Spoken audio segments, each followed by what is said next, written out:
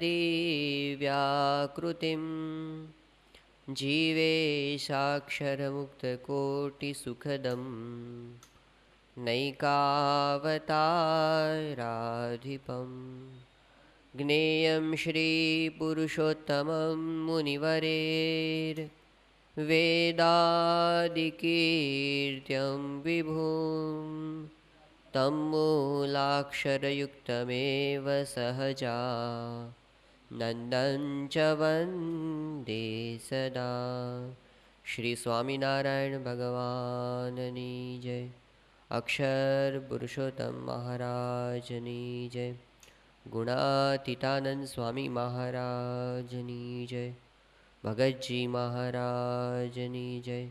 शास्त्रीजी महाराजनी जय। योगीजी महाराजनी जय। प्रमुख स्वामी महाराजनी जय। दिल्ली अक्षरधाम महोत्सवनी जय।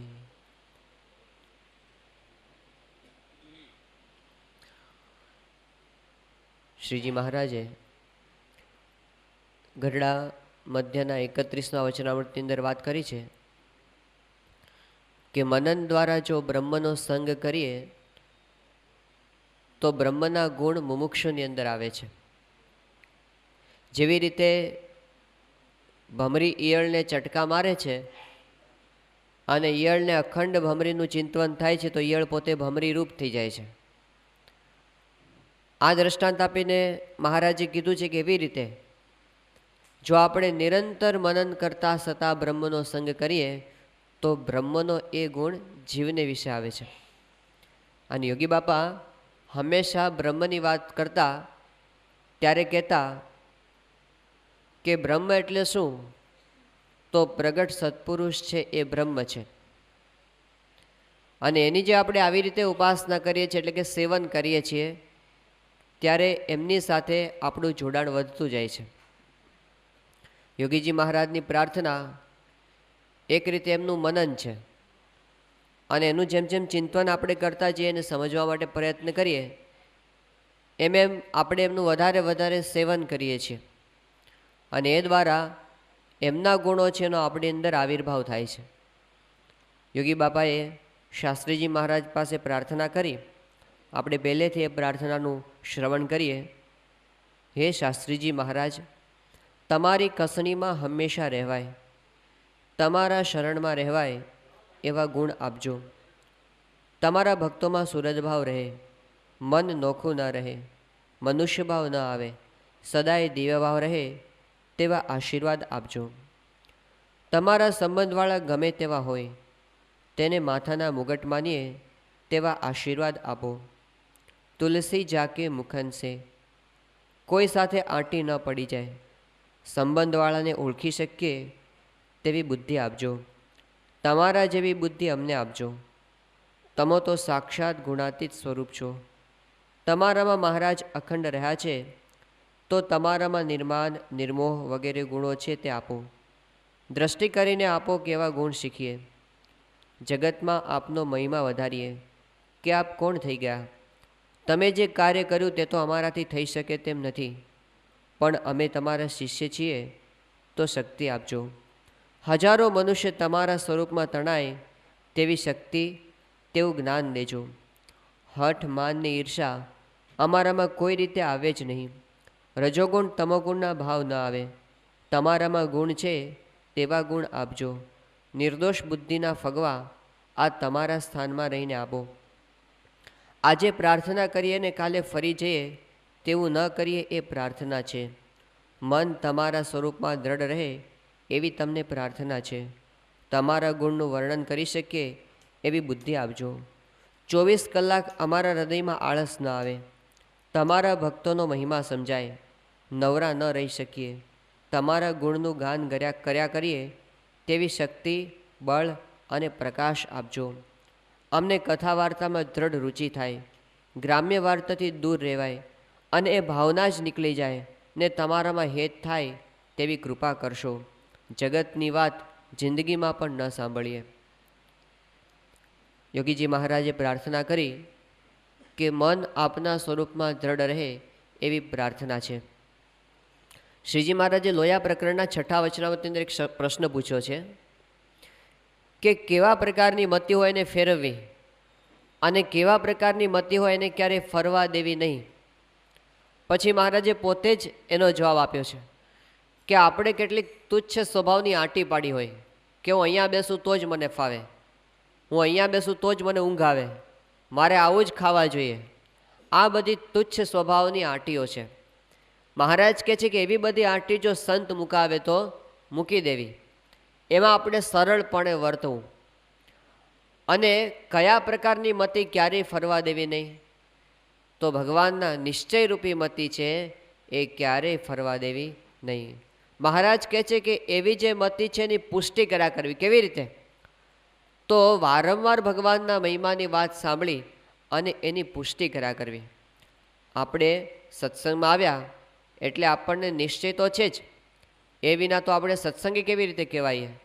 તો આપણને મહારાજનો નિશ્ચય છે, ગુણાતીતાનંદ સ્વામીના અક્ષર બ્રહ્મ સ્વરૂપપણાનો નિશ્ચય છે, પ્રમુખ સ્વામી મહારાજ એ પોતે ભગવાનનું સ્વરૂપ છે અને અક્ષર બ્રહ્મ પોતે સાક્ષાત અત્યારે આ સ્વરૂપે આપણને પ્રાપ્ત થયા છે. આ બધું આપણે જાણીએ છીએ. પરંતુ મહારાજે શું કીધું કે એની વારંવાર દ્રઢતા કર્યા કરવી, એની ઘૂંટી ઘૂંટીને મહિમાનો વાત સાંભળી અને એની દ્રઢતા કર્યા કરવી. અને જાણપણું શું રાખવું? યોગી બાપા યોગી ગીતામાં લખ્યું છે કે ભગવાન અને સંતને વિશે મનુષ્ય ભાવ ન આવી જાય, એ જાણપણું છે. તો એનું વારંવાર અનુસંધાન રાખવું કે મને ક્યાંય મનુષ્ય ભાવ તો નથી આવી જતો ને? અને જો આપણને ક્યાંય એવી ભાવના લાગે ઊંડે ઊંડે પણ, તો તરત પ્રાર્થના કરવી. તરત પ્રાર્થના કરી અને આપણે મહારાજ સ્વામીને કહેવું કે આ મનુષ્ય ભાવ થકી મારી રક્ષા તમે કરો. તો આ બહુ મહત્ત્વની વસ્તુ છે, કારણ કે બીજા બધા સ્વભાવ હોય તો એ આપણને બહુ ઝાઝા નડતા નથી. વડતાલના 5મા વચનામૃતમાં મહારાજ કીધું કે પોતાની અંદર જે ખામી હોય એ કાંઈ જીવને બહુ ઝાઝી નડતી નથી, પરંતુ જો ભગવાનને વિશે કંઈક થોડો ઘણો મનુષ્યભાવ હોય તો પછી એનું કલ્યાણ કોઈ રીતે થતું નથી. મધ્યનું 14મું વચનામૃત મહારાજે જવાબ આપ્યો. ત્યાં આગળ પહેલાં પૂછ્યું કે નિર્વિકલ્પ સમાધિ એટલે શું? તો મહારાજે શું કીધું કે જેવી રીતે ગઈકાલે અમે ભગવાનના સ્વરૂપની વાત કરી એવી રીતે દ્રઢપણે જેની સમજણ હોય, ગઈકાલે એટલે મધ્યનું 13, ગઈકાલે અમે વાત કરી હતી એ વાતની અંદર જેને બરાબર દ્રઢતા થઈ ગઈ, કોઈ વખત એમાં સંશય ન થતો હોય, તો એને નિર્વિકલ્પ સમાધિ જાણવી. અને એવી જે નિર્વિકલ્પ સમાધિ એને જ તદાત્મકપણું જાણવું.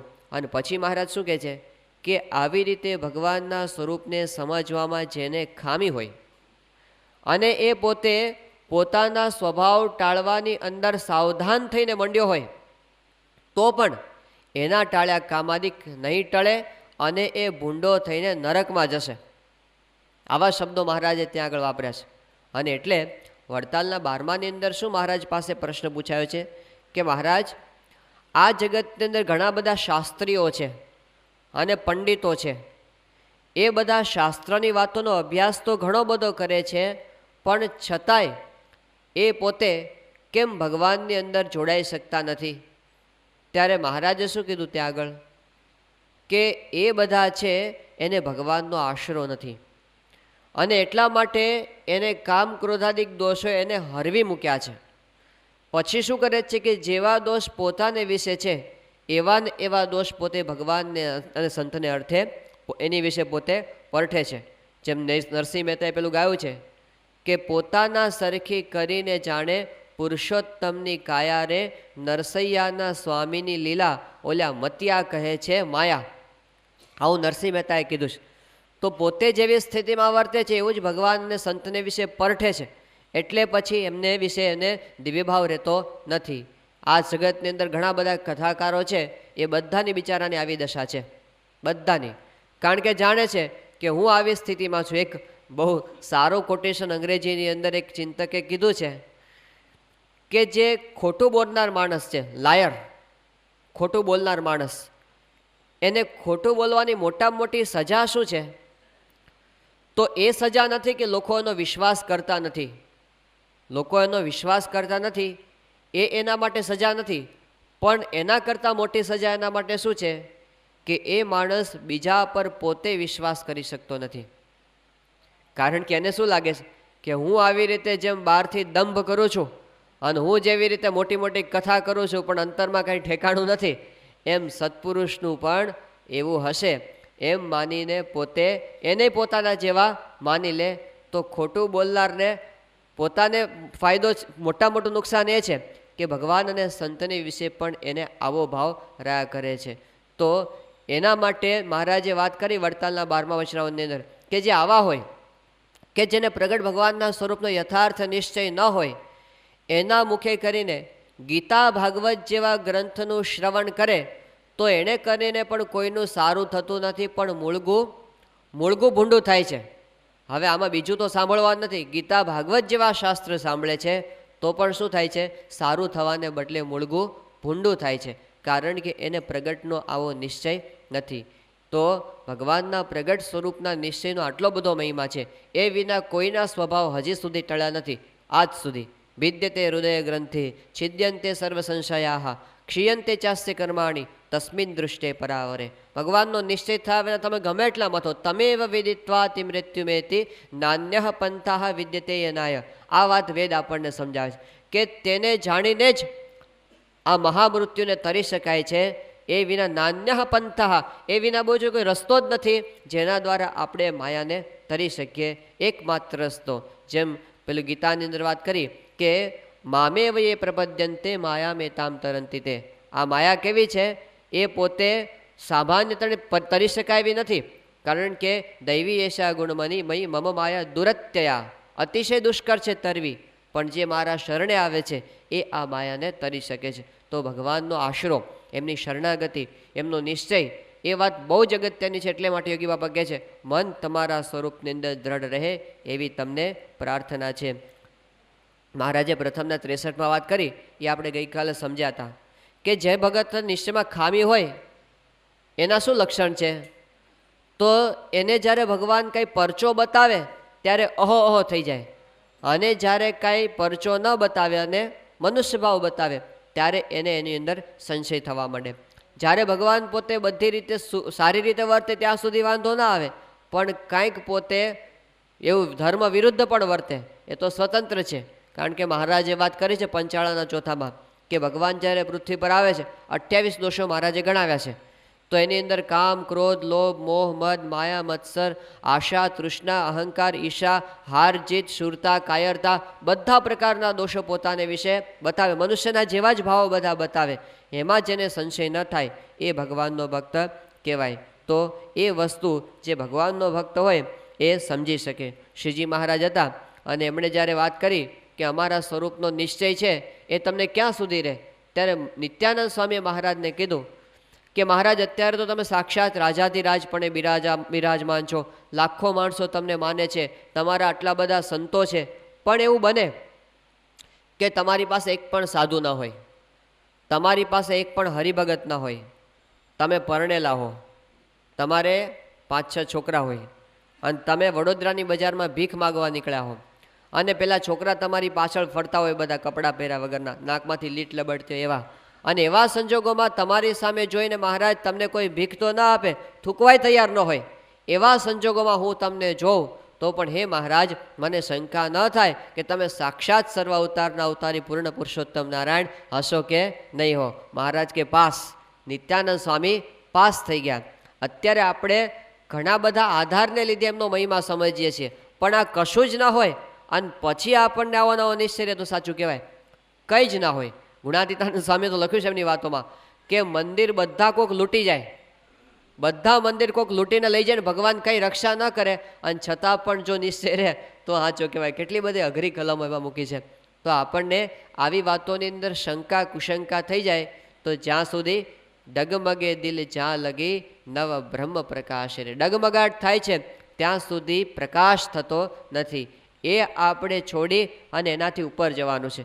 તો કોઈ આધાર બાર ન હોય, આવા પરચા પરચી કશું ના હોય, આવા મોટા મોટા કાર્ય દેખાતા ન હોય. જેમ ભગતજી મહારાજના વખતમાં કંઈ નહોતું, આવા મંદિરો નહોતા, અક્ષરધામ નહોતું, આટલા બધા સંતો એમને બનાવ્યા નહોતા, કંઈ જ નહોતું, છતાં પણ સત્પુરુષ થઈને એ જ હતા.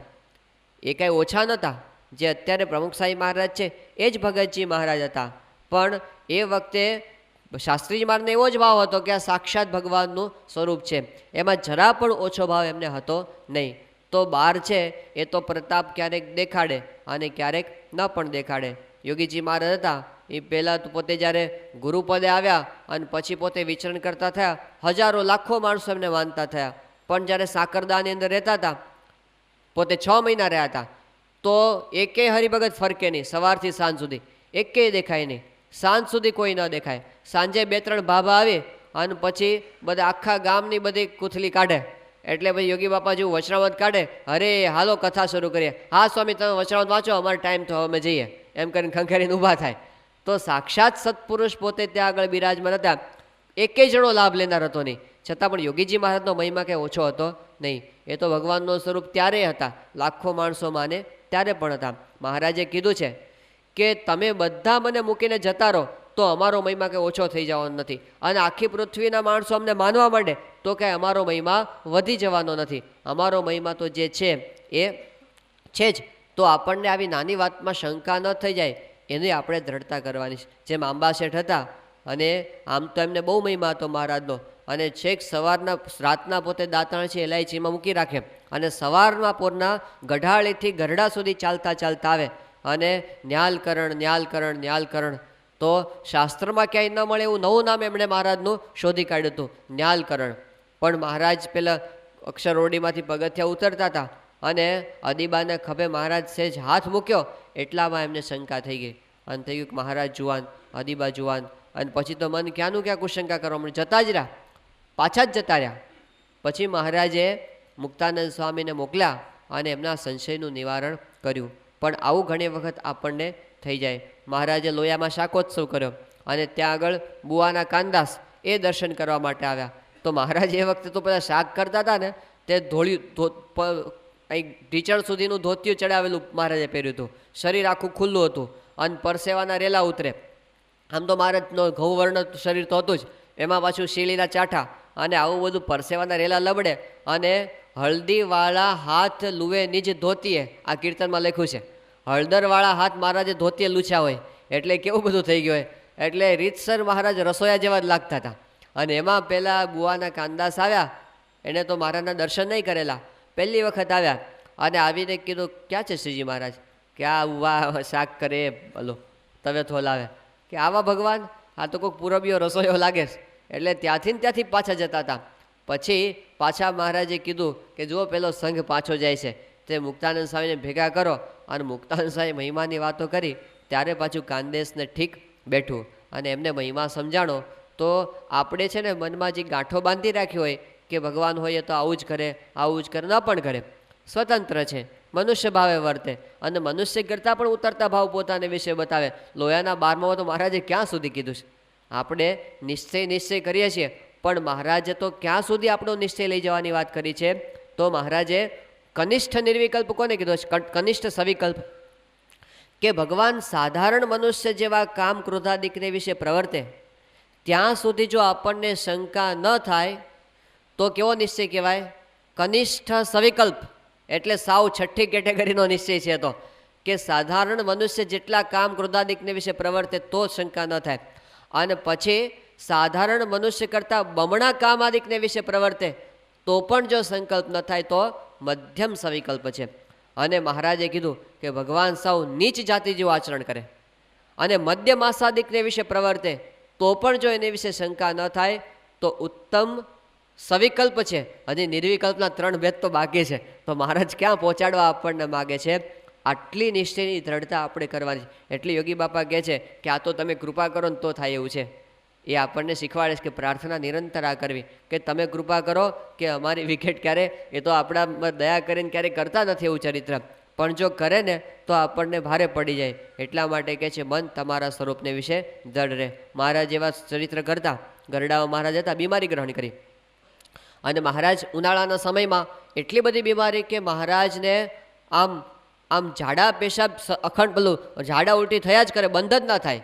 એટલે પછી તો મહારાજે કીધું કે અમને અહીંયા અક્ષરઓરડીમાં બહુ ગરમી થાય છે, અમને ઘેલાના કિનારે ઘેલાની ઠંડકમાં લઈ જાઓ તમે, ત્યાં છાયાની અંદર. તો પરમહંસોએ કીધું ઘેલામાં તો ક્યાં મહારાજને લઈ જવા? એટલે પછી એ લોકો ઉપાય કર્યો કે દાદા ખાચરના દરબારની પાછળ એક વંડો હતો અને ત્યાં એક લીમડાનું ઘટાદાર ઝાડ હતું.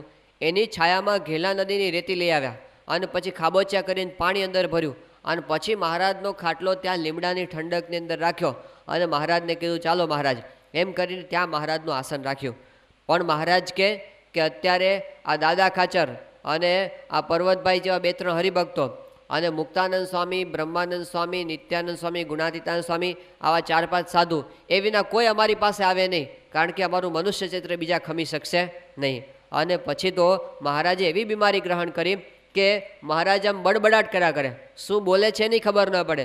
મહારાજ કે પેલા દવા આપે ને મુક્તાનંદ સ્વામી, મહારાજ દવા ફેંકી દે કે આમાં કંઈક દગો છે, અમારે નથી ખાવી. મુક્તાનંદ સ્વામી રડે પણ મહારાજ દવા ન લે.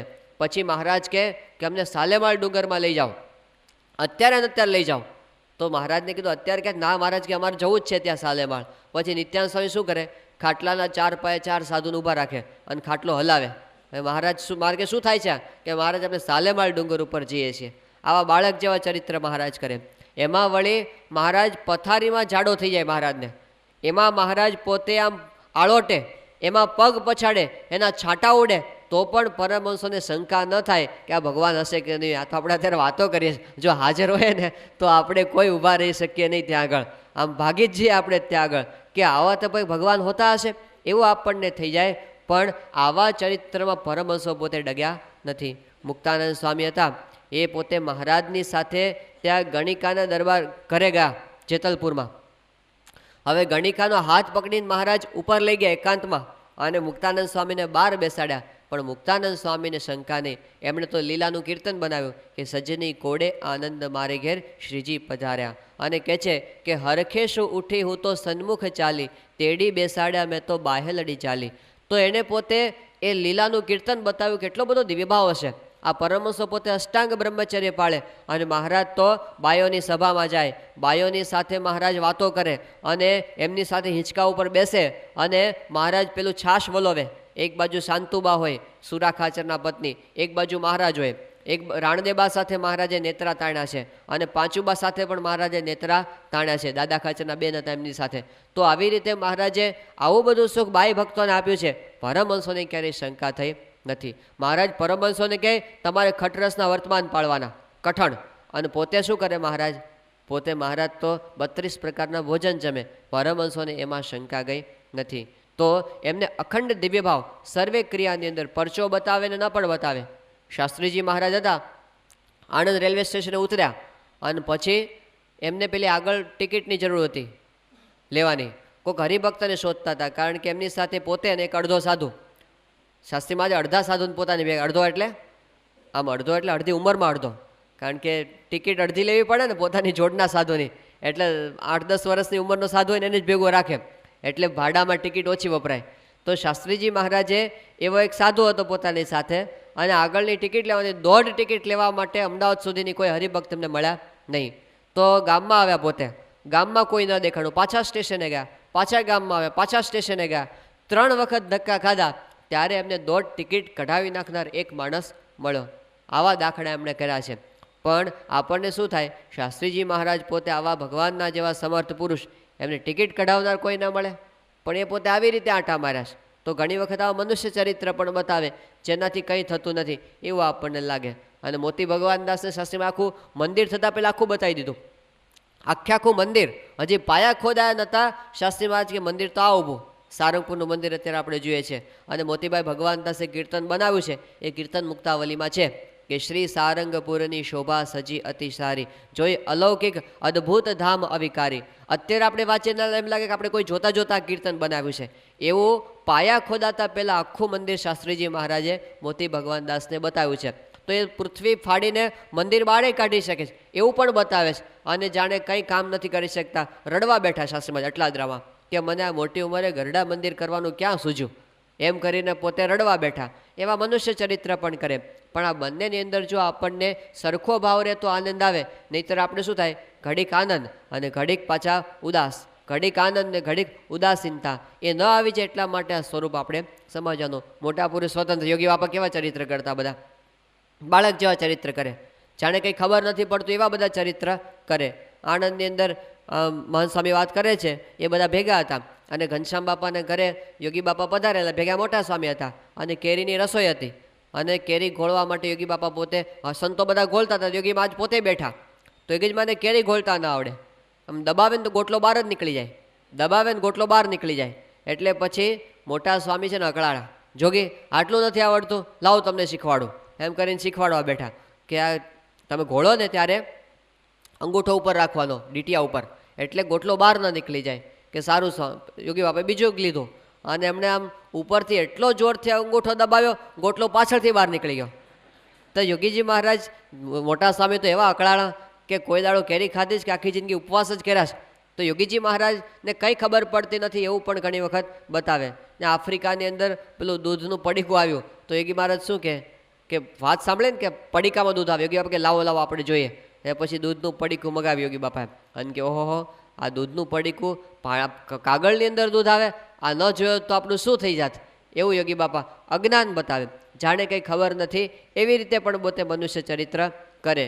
યોગીજી મહારાજ ત્યાં પોતે વાત કરતા, પોતે એકવાર તો એકદમ હસવા માંડ્યા પોતાની જ વાત કરતા કરતા. એટલે આમ યોગી બાપા બોલી ન શકે, અવાજ ન નીકળે ગળામાંથી, શબ્દ ન નીકળે. એટલે યુવકો કે બાપા શું યાદ આવ્યું? બાપા કે એક પ્રસંગ યાદ આવી ગયો. યોગીજી મહારાજ કે અમને એક પ્રસંગ યાદ આવી ગયો. કે શું યાદ આવ્યું? યોગીજી મહારાજ કે અમે મુંબઈમાં નિર્ગુણ સ્વામી સાથે ગયા હતા મુંબઈમાં, અને ત્યાં અમારી છીપી ચાલમાં અમારો ઉતારો, સીપી ચાલ નામ હતું, કે છીપી ચાલ કે છીપી ચાલમાં અમારો ઉતારો. અને ત્યાં યોગી બાપા કે આવડા મોટા મોટા ઉંદરડા નીકળે. તો અમે છે ને પછી નિર્ગુણદાસ સ્વામીની હારે પધરામણીએ છીએ, ચાલતા ચાલતા છીએ અને 2 કલાક જતા થાય ને 2 કલાક આવતા જાય. યોગી બાબા કે પધરામણીમાં એકવાર અમે ગયા હતા તો નિર્ગુણદાસ સ્વામી કે જોગી હાલો તમને છે ને ચોપાટી ઉપર લઈ જઈએ. તો અમને ચોપાટી ઉપર લઈ ગયા. તો ત્યાં ચોપાટી ઉપર એક માણસ રેતીમાં બેઠો બેઠો સિસકારા બોલાવે, આમ આમ. યોગી બાબા કે મને થયું આ સિસકારા શાના બોલાવે છે? એટલે મેં પૂછ્યું, તે સાથે હરિભગત હતા, એમણે કીધું કે આ સિસકારા નથી બોલતા, આ તો પેલો માલિશ એમ બોલે છે. એટલે સ લંબાવે ને માલિશ. કે આવું માલિશ કેમ બોલે? કે કીધું યોગી બાપાને કે સ્વામી એ તો એવું કહે છે કે તમારે જો માલિશ કરવું હોય તો અમે કરી આપીએ. એ માણસ બેઠો બેઠો એમ કહે કે માલિશ કરવું હોય તો અમે કરી આપીએ. એ યોગી બાપા કે અમને થયું કે ઓહો મુંબઈના માણસ છે એ તો ભારે સેવાભાવી. યોગી બાપા કે મુંબઈના માણસ છે એ તો ભારે સેવાભાવી, આવી રીતે માલિશ કરી આપે. એટલે નિર્ગુણદાસ સ્વામી અકળાણા કે જોગી ભાન પડે છે કંઈ એનો ધંધો છે આ એ કંઈ સેવા કરવા નથી બેઠો, એ પોતે પૈસા લઈને કરે. યોગી બાપા કે અમને એટલી પણ ખબર નહોતી. આ પ્રસંગ યાદ કરીને યોગી બાપા પોતે બહુ હસવા માંડ્યા. તો એમને એવું લાગે કે જાણે કંઈ ખબર પડતી નથી. આપણે આનંદ સ્વરૂપ સ્વામી છે ને, એમના જોડિયાભાઈ છે વાઘુભાઈ, મૂળ એમનું નામ યાજ્ઞ. એટલે બંને નાની ઉંમરના બાળકો હતા અને યોગીજી મહારાજ પાસે આવ્યા બંને. અને યોગી બાપાએ જોયા બંને છોકરાઓને. એટલે આનંદ સ્વરૂપ સાહેબ પહેલેથી પાતળા, સાવ સુકલકડી, અને પહેલાં વ્યવસ્થિત જરા જાડું શરીર એમનું. એટલે યોગી બાપાએ જોયા એમને બંને છોકરાને, અને જાડિયા છોકરાને જોયા એટલે યોગી બાપા આનંદમાં આવી જાય. શું કામ? કે ઉપવાસ કરશે. એટલે યોગીજી મહારાજે એને જરા ધબ્બો મારીને કીધું કે ગુરુ આજ કાલ ઉપવાસ. એટલે એણે તો કીધું હા બાપા હું કરીશ. અને પછી પેલા આ નિરંજન આવ્યા એટલે એમને ના આપ્યો કે ભાઈ, ખાલી આશીર્વાદ આપ્યા. એટલે કોઈ કીધું બાપા આ છોકરા આને આપો ઉપવાસ. એ કે બાપા કે આ નાનો લાગે છે, આમ શરીર પેલું શુક્લ ને, એ કે ભાઈ આ નાનો લાગે. એ કીધું બાપા એ તો બંને જોડિયા ભાઈઓ છે, આ બંને છે ને એ જોડિયા ભાઈઓ છે. યોગી બાપા કે જોડિયા એટલે શું? કે બાપા એ બંનેનો જન્મ એક સાથે થયો છે. યોગી મહારાજ કે એવું થાય? યોગીજી મહારાજને ખબર નહીં કે 2 છોકરાનો જન્મ એક સાથે થાય. હવે આ કઈ કક્ષાનું અજ્ઞાન કહેવાય બોલો? કે એટલું પણ જેને ખબર ન હોય તો એવું અજ્ઞાન બતાવે જાણે જગતની બાબતમાં કંઈ જાણતા જ નથી. અને ક્યારેક એવું બતાવે કે આખી દુનિયાનું જ્ઞાન છે. લંડનનો નકશો મૂક્યો, યોગી બાપાએ આંગળી મૂકીને કીધું આપણે અહીં મંદિર કરવું છે, અને ઇસ્લિંગ્ટનમાં એ જ ઠેકાણે મંદિર થયું પણ ખરું. એવું જ્ઞાન પણ પોતે બતાવે. પણ આ બંનેની અંદર સમભાવ રહે એ ભગવાનનો ભક્ત ખરેખરો કહેવાય. તો એ આપણે સમજવાનું. સ્વામીશ્રીના જીવનમાં ઘણી વખત આપણને આવા મનુષ્ય ચરિત્ર દેખાય. સત્પુરુષ માંદા પડે ક્યારેક, તો કેટલાકને આવી શંકા થતી હોય છે કે સત્પુરુષ શું કામ માંદા પડતા હશે? એ તો પોતે એમને કોઈ કર્મ નથી, એમને કોઈ પ્રકારના પાપ નથી કર્યા, તો પછી એને કેમની બીમારી આવે છે આ બધી? અને તો સમર્થ છે. પણ એ વાતે સાચી છે કે સમર્થ હોય છતાં પણ બીમારી ગ્રહણ કરે પણ ખરા. ગોંડલમાં યોગીજી મહારાજ દવાની ગોળી ખાતા હતા, યોગીજી મહારાજ, અને સામે હરિભક્તો બેઠા હતા ને, તો એક હરિભક્તે કીધું બાપા તમારે પણ ગોળી ખાવી પડે? એટલે યોગીજી મહારાજ કે કે આ ડૉક્ટર છે ને કોઈ દાડો રસોઈ ના આપે એટલે આ એની રસોઈ આપે છે ડૉક્ટરો, અત્યારે ઘણા બધા આપતા હોય છે, પણ યોગીજી મહારાજે આવી રીતે કીધું કે ડૉક્ટર છે ને એની રસોઈ અમારે લેવી પડે, તો આ એની રસોઈ છે.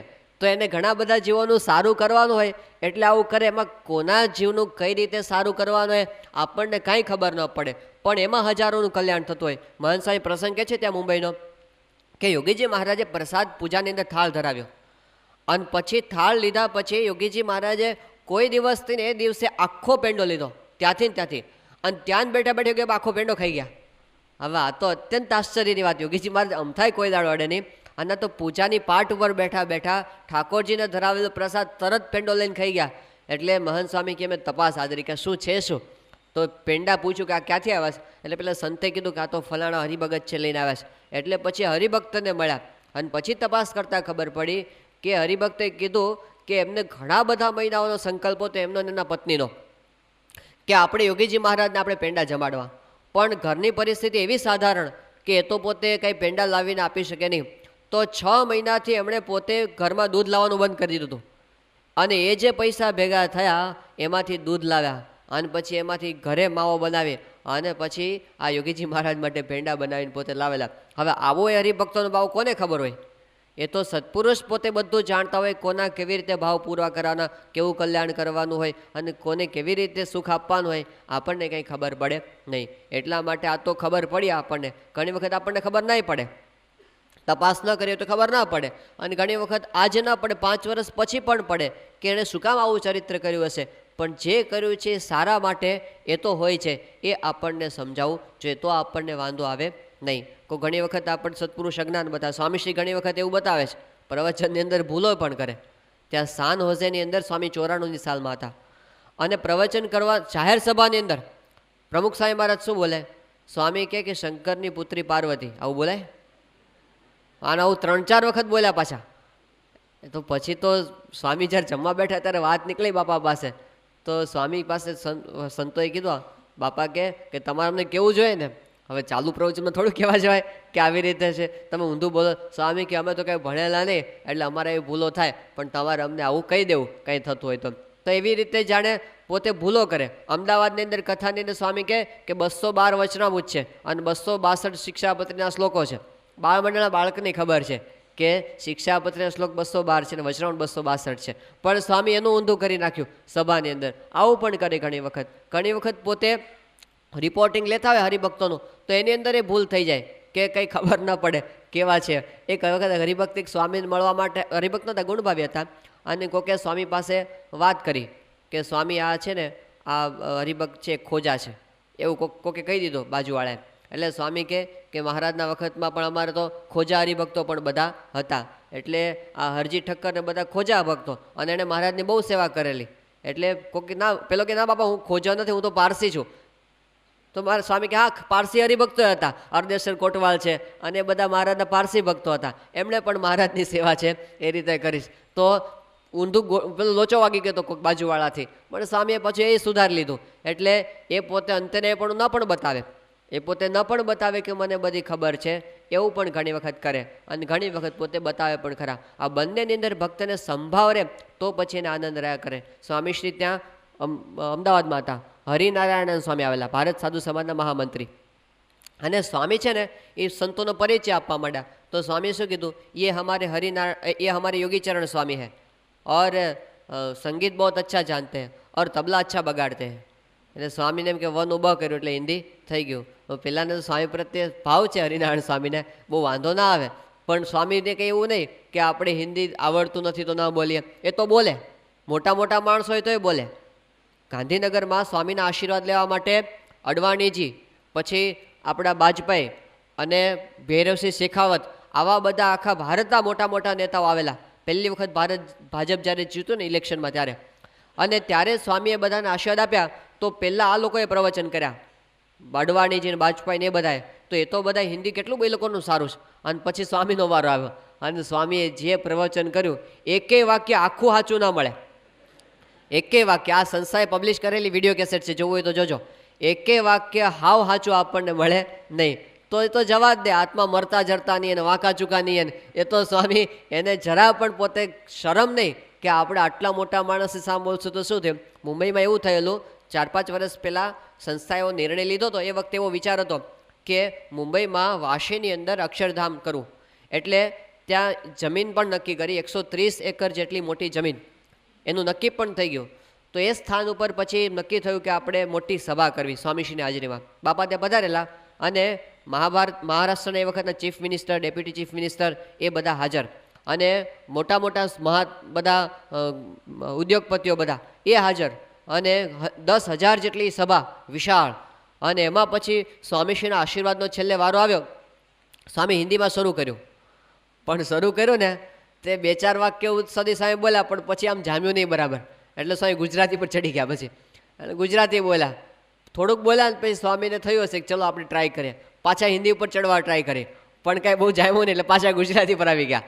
હવે આખો અડધો કલાકનું પ્રવચન આમ જ પૂરું થયું. થોડું હિન્દી બોલે ને પાછા ગુજરાતી પર આવી જાય, હિન્દી બોલે ને ગુજરાતી પર આવી જાય. એટલે બધા સંતો સુખ લે, બધા દૂર બેઠા બેઠા. પછી તો જ્યારે સ્વામી પોતે જમવા બેઠા અને સંતો અંદર ઘૂસપૂસ કરે, બધા સ્વામી સમજી ગયા શું વાતો થાય છે. એટલે બાપા કે સંતો શું વાતો ચાલે છે? એટલે સંતોએ કીધું, બાપા આજે તો તમે ખરું જવા દીધું ને, અડધું ગુજરાતીમાં ને અડધું હિન્દીમાં ને બધું. સ્વામી કે સામે બેઠા ને અડધા ગુજરાતી હતા ને અડધા હિન્દી હતા, એટલે મેં જવા દીધું. તો એમને પોતાને આમ એની જરા પણ શંકા નથી કે લોકો મારા વિશે શું ધારશે કે કેવું હશે.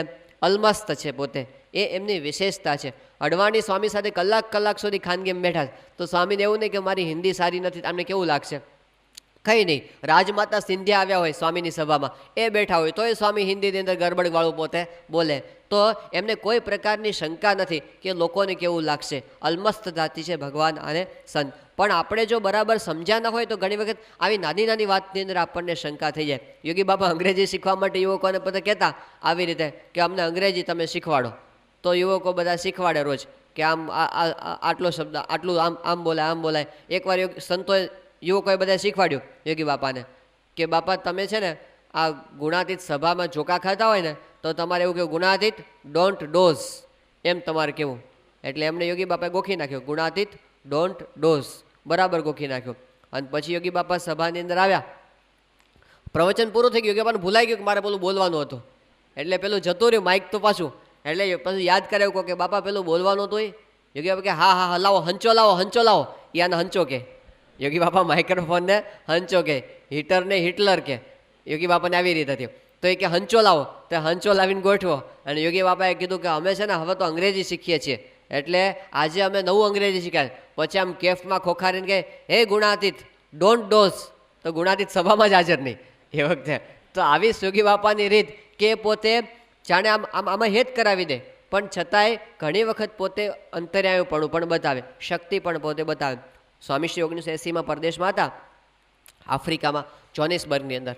એ વખતે એક સ્વામીશ્રીને મળવા માટે એક પત્રકાર આવ્યો હતો. સ્વામીને છે ને સભામાં જવાની ઉતાવળ હતી, અને પેલો ધોળિયો આવ્યો અને સ્વામીને બધા પ્રશ્નો, સ્વામી કે જલ્દી પૂછ તારે જે પૂછવું એ. હવે પેલો માણસ તો અંગ્રેજીમાં પૂછે, અને ટ્રાન્સલેટર તરીકે આત્મસ્વરૂપ સ્વામી હતા, એટલે સ્વામીને પ્રશ્ન સમજાવવો પડે, પેલાને જવાબ સૌ ડબલ વાર લાગે પાછી. તો એમાં પેલો એ પ્રશ્ન પૂછતો હતો, અને એમાં સ્વામી સાધારણ બધા જવાબ સ્વામી આપતા હતા.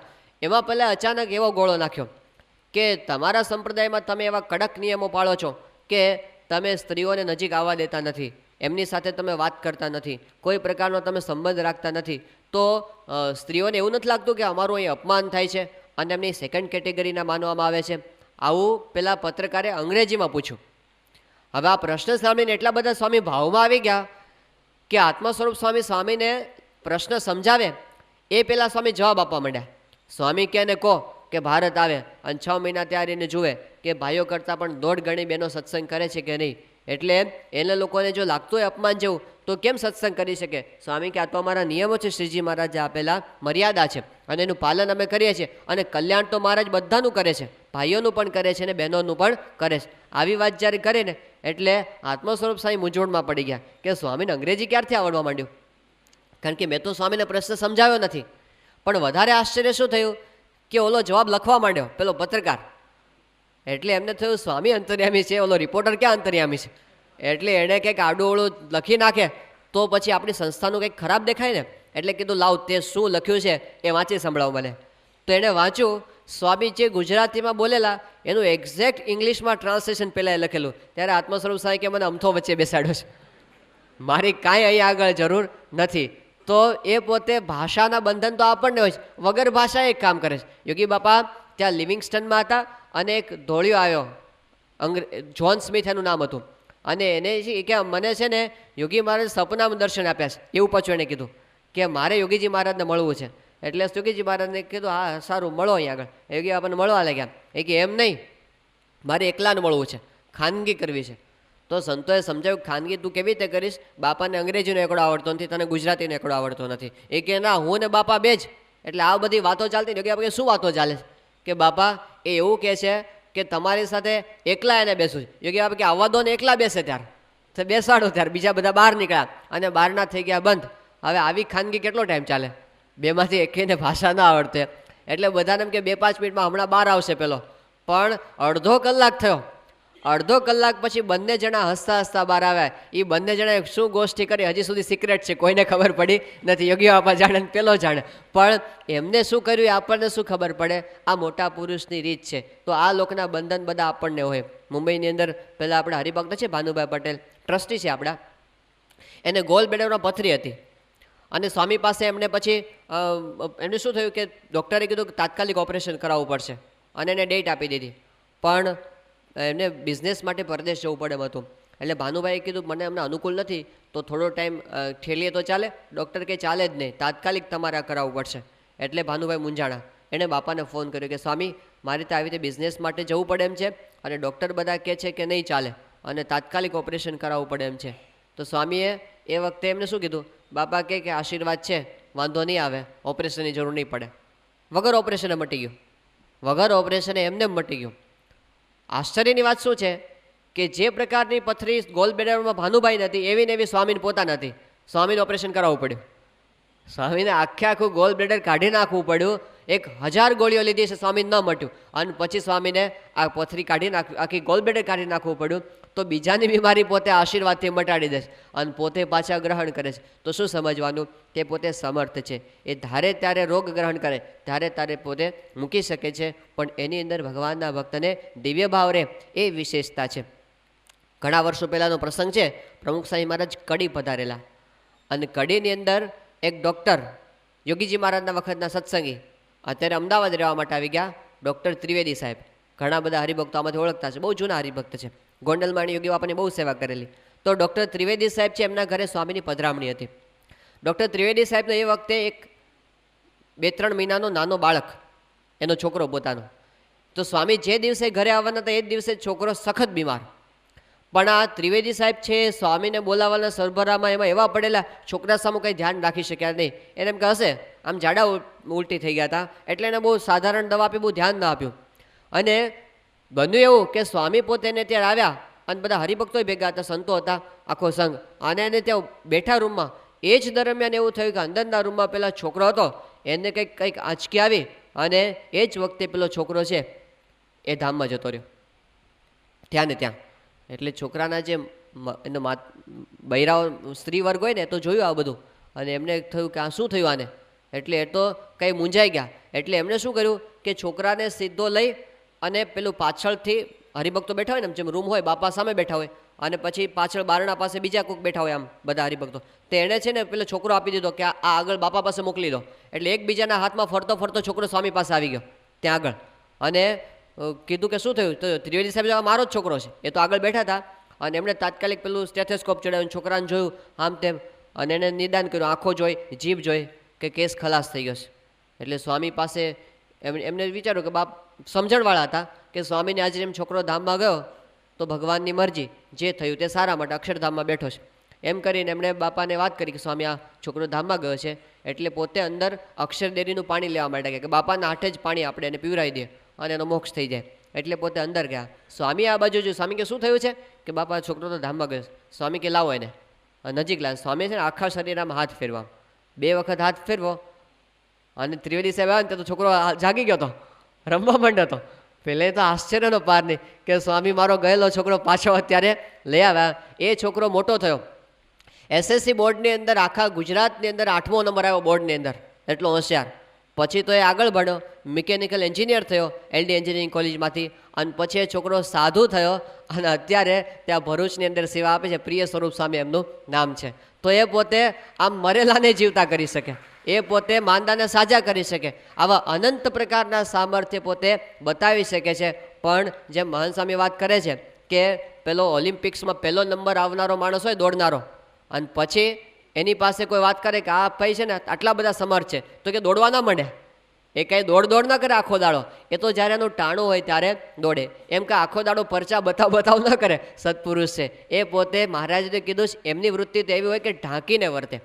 એમનું તો એવું જ તાન હોય કે પોતાનો પ્રતાપ છે ઢાંકીને વર્તે, પણ ક્યારેક ઉતાવળમાં આવી જાય ત્યારે પેલો પ્રતાપ છે એ બહાર આવી જાય. બાકી એમની તો એવી જ ભાવના રહે કે આપણે ઢાંકીને વર્તવું, નહીંતર શંકા થઈ જાય. શાસ્ત્રીના વખતમાં શું થયું, એક હરિભક્ત હતા હરિકૃષ્ણભાઈ એનું નામ, ના હરિકૃષ્ણ સ્વામી, અને એ પહેલાં છે ને જ્યારે ગૃહસ્થમાં હતા ત્યારની વાત છે, બોચાસણની અંદર શાસ્ત્રીમાં જ બિરાજમાન, અને સાંજે 4 વાગે ઠાકોરજીનો પ્રસાદ આવતો તો શાસ્ત્રીમાં જ બધાને પ્રસાદ આપે આમ. તો એ છે ને દૂર બેસી રહ્યા, અને એણે મનમાં સંકલ્પ કર્યો કે શાસ્ત્રીજી મહારાજ જો ખરેખર મહારાજના અખંડધારક પુરુષ હોય તો મને બોલાવી અને આ પ્રસાદ આપે, એવું મનમાં એણે ધારી રાખ્યું. હવે યોગીજી શાસ્ત્રીમાં છેલ્લે સુધી બોલાવ્યા નહીં, સાવ છેલ્લે શાસ્ત્રીજીમાં જ કહ્યું, એ સંકલ્પી ભગત અહીં આવો, એમ કરીને નજીક બોલ્યા, અને પછી એને પ્રસાદ આપી. શાસ્ત્રી મહારાજ કે ગુણાતીતાનંદ સ્વામીની 4થા પ્રકરણની 73મી વાત વાંચજો. એમાં મહારાજે લખ્યું છે કે જે સંકલ્પ કરે ને એને અમે કંઈ ના આપીએ. આ મહારાજની કે શાસ્ત્રી મહારાજ કે આવો મહારાજનો સ્વભાવ હતો, અને જેવો મહારાજનો સ્વભાવ છે ને એવો જ અમારો સ્વભાવ છે, માટે ફરીવાર સંકલ્પ કરવો નહીં, એમ કરીને શાસ્ત્રી મહારાજે એને પ્રસાદ આપ્યો.